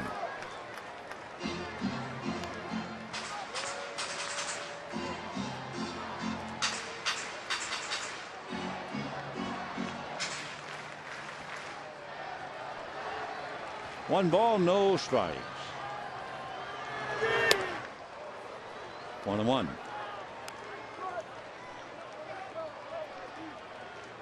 Yasiel hitting .321, 13 home runs, 55 runs batted in. By the way, after being hit by the pitch yesterday, we understand McCutchen had to leave the game today with a back problem. 1 ball, 1 strike. That's going to be flared to right, and it will drop just inside the line. Turner is going to keep on going and beat the throw back to the infield. So a modest thing and Dinon. Puig almost embarrassed to take it, but he will. Somebody will tell him in Spanish that it looks like a line drive in the box score. Little pop fly. He realizes it has a chance, and sure enough, it dropped in. So the Dodgers trying to get off the floor on a hit batter and a pop fly single. Adrian Gonzalez, the batter. Dodgers down by 4 and running out of innings.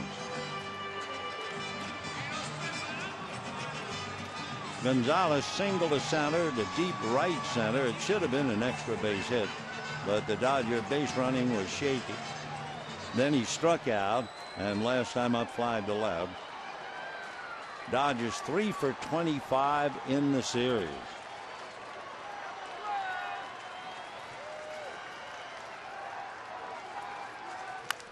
Fouled away. Adrian 71 runs batted in, 15 home runs. 6-2 Chicago.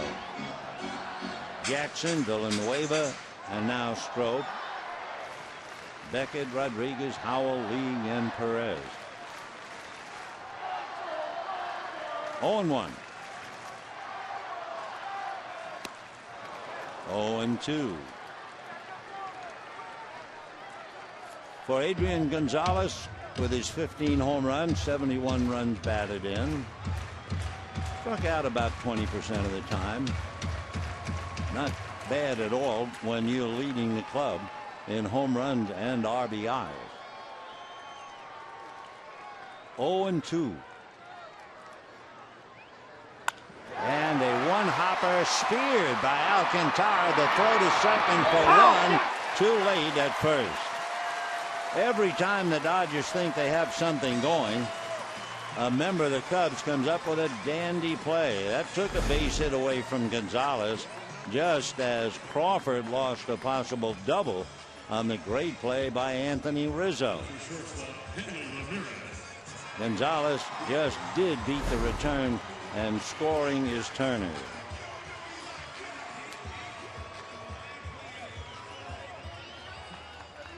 So 1 out, 1 in, 6-3 Cubs. Hanley Ramirez, last night's hero, hit into a double play in the first inning with the bases loaded, grounded out with Turner at third in the third, and fouled out in the sixth. Boy, it's amazing how this game can bring you right down out of the clouds.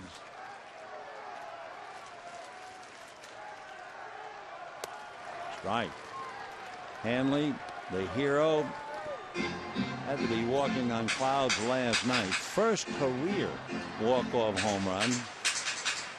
And then comes back, and he is not only back on the ground, very frustrated 0 for 3.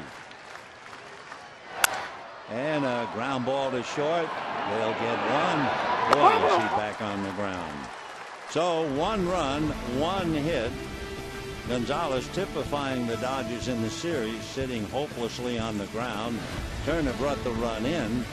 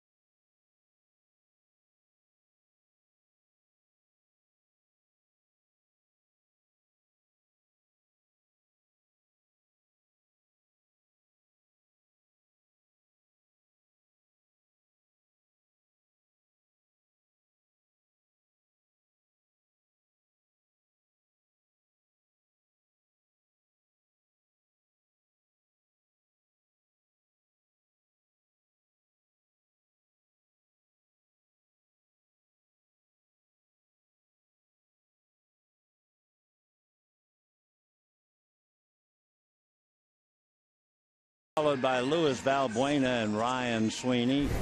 Rizzo made a big play in the 7th inning, taking an extra base hit from Crawford, preventing a tying run and doubling up the runner. The great play by Rizzo with the glove.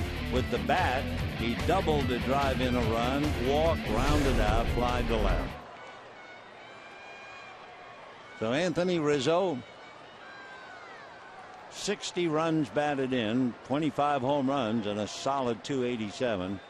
Big, good-looking first baseman. Strike. 0-1.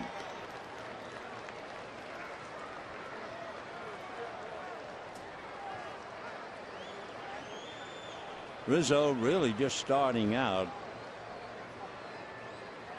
On Friday, he'll be 25. That's foul.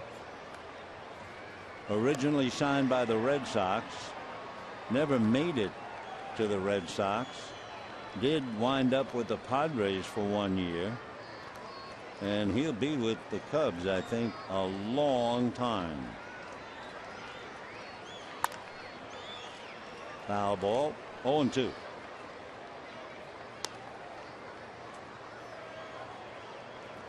The way it worked, the Padres sent Adrian Gonzalez to the Red Sox, acquiring Rizzo.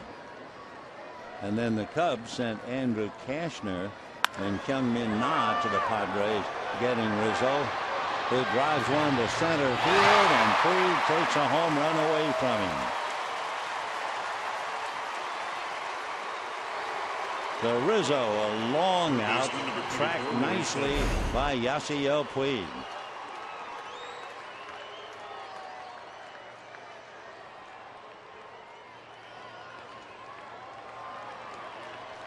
May or may not have gone out. All we do know, it's in Yasiel's glove. One thing that's a problem for an outfielder, especially on a ball hit like that, it's hit to Puig's gloved side.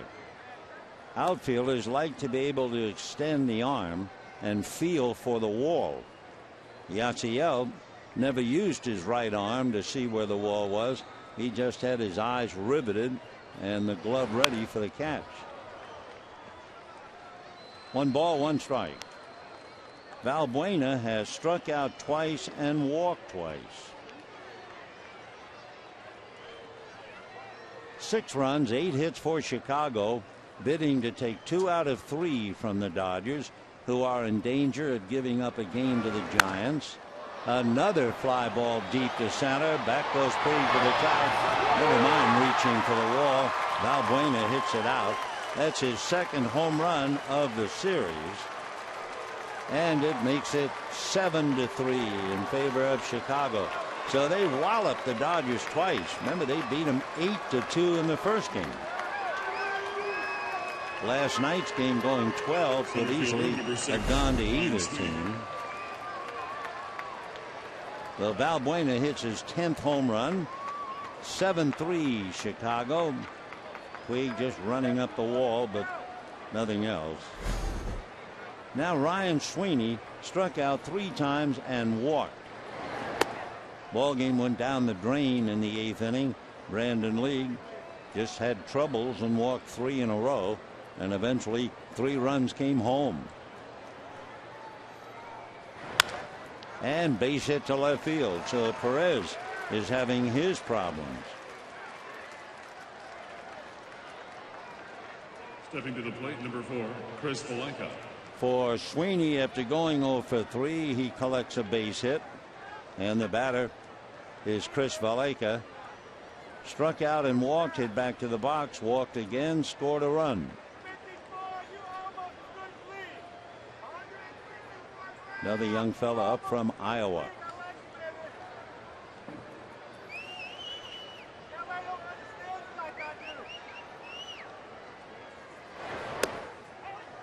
And a strike.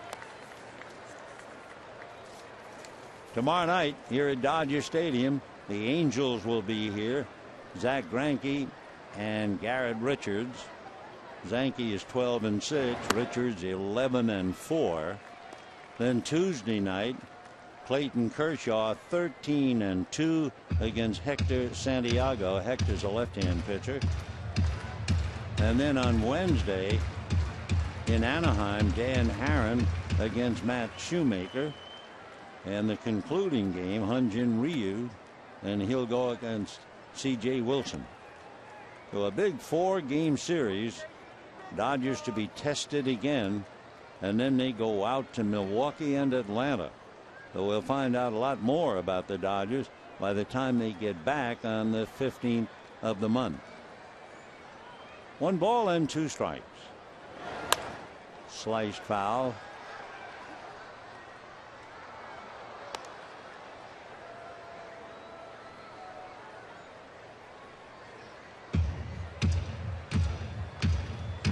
Chris came home on the base hit by Starlin Castro in the 8th inning.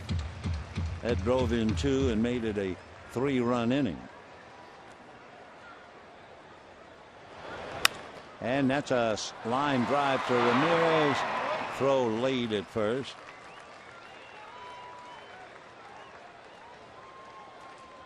So 2 out, and Ryan Sweeney coming up. For Perez, he's struggling. I mean, you have Rizzo pinning Puig up against the center field wall, followed by a home run, followed by a line drive single, followed by a line drive out, as Valbuena sits alongside of Anthony Rizzo. So here's Nate Schierholtz. Struck out, lined into a double play, grounded out, hit into a force play. The force play was at the plate. So 0 for 4.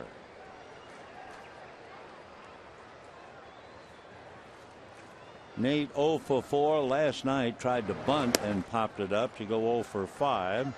And in the first game, he had a sacrifice fly and a walk and went 0 for 3.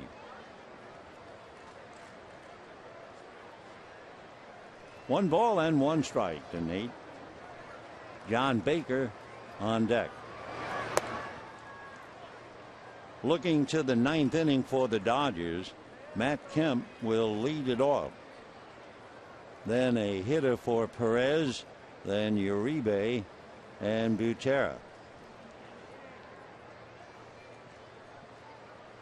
Matt Kemp with a single and a home run today. Perez behind now, 3-1.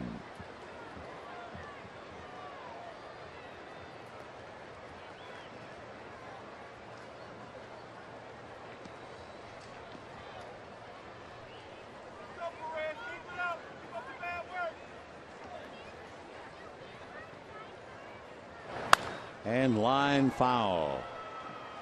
Some heavy clouds overhead. You think they're heavy with water. But we didn't get any rain. We knew that there was some rain up in Simi Valley, and there was also rain in Thousand Oaks. We thought surely it would come down here. It kind of missed us, and if our maps are correct, it is raining in torrents. With the runner going, there's ball 4. So the Dodgers extremely generous. Catcher number 12, John Baker. 9 walks along with 10 hits, and the Cubs having a field day, leading 7-3. John Baker fly to center and left, popped up, grounded out. The pop fly was that great over the shoulder juggling catch by Hanley Ramirez. This time fly ball to right field. Kemp is there. That'll be that.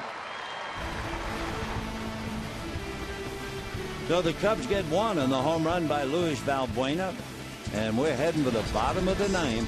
7-3 Chicago.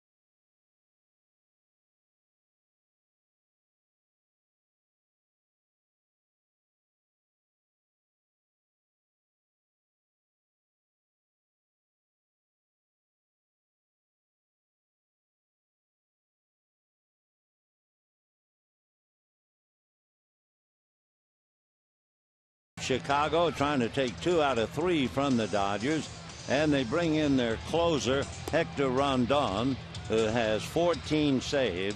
Boy, has he paid the price of being a major league pitcher.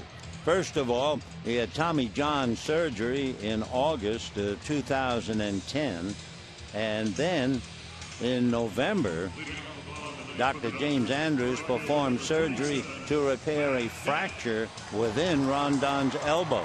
It was the same joint that required Tommy John surgery the year before. So for poor Rondon, he endured 2 surgeries on the same elbow, missing most of 2 years. Nevertheless, he has hung in there. He's 6'3", 180, 26 years old, from Venezuela, and he was originally signed by the Indians. He'll be facing Matt Kemp. Then we will see a hitter, and it's D. Gordon, followed by Juan Uribe. Matt Kemp with a single and a home run.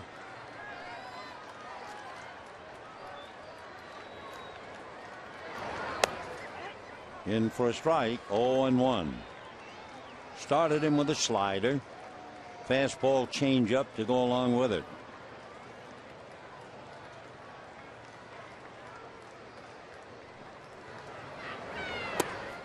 One ball and one strike.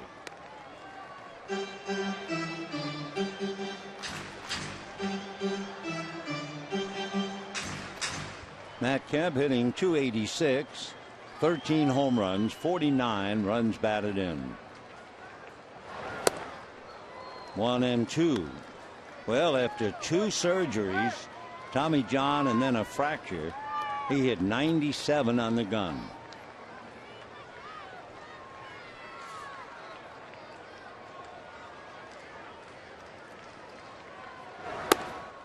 Two and two. Rondon, 13 walks, 45 strikeouts. Though better than 3-1.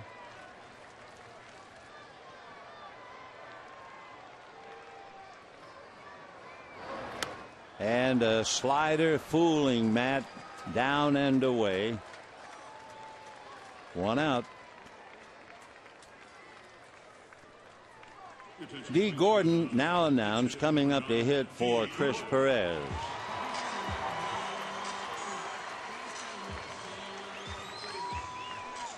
So Gordon rested today, hitting .295, 2 home runs, 26 runs batted in.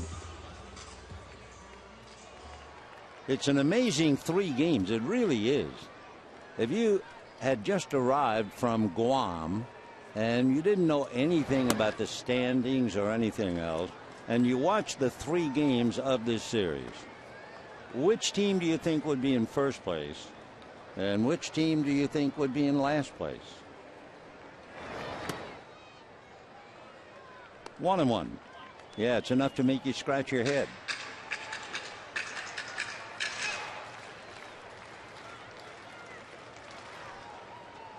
One ball, one strike. Little nubber. That ought to take care of Gordon. So the Dodgers are down to their last out. 44,713. Watched under sometimes threatening skies, but actually it cleared up. We had bright blue skies, but they've had the lights on since before the start of the game. Eric Hansen, right as usual. We were a little puzzled watching them water down the infield, which had gotten pretty wet last night. But Eric said, no, the sun will dry it out. And you look, and it's been dried out. Drive right at Coghlan in left field. And you tell me, which is the first place tug. 7 runs, 10 hits, no errors for the Cubs. 3 runs, 9 hits, no errors for the Dodgers. Rondon got the job done with 9 pitches. Certainly the play of the game back in the 7th inning. Carl Crawford came up with Butera at second. He lost an extra base hit on that leaping catch by Rizzo that would have gone down the line. It certainly would have scored Butera to tie up the game, and who knows what would have happened. But we do know what happened. Rizzo made the play of the game, and the Cubs, who won 1 of 7 against the Dodgers last year, win 2 out of 3. Next time the Dodgers see the Cubs will be in Chicago the 18th of September for a 4-game series. Turn off the bubble machine. We'll talk to you tomorrow night. Till then, good afternoon, everybody.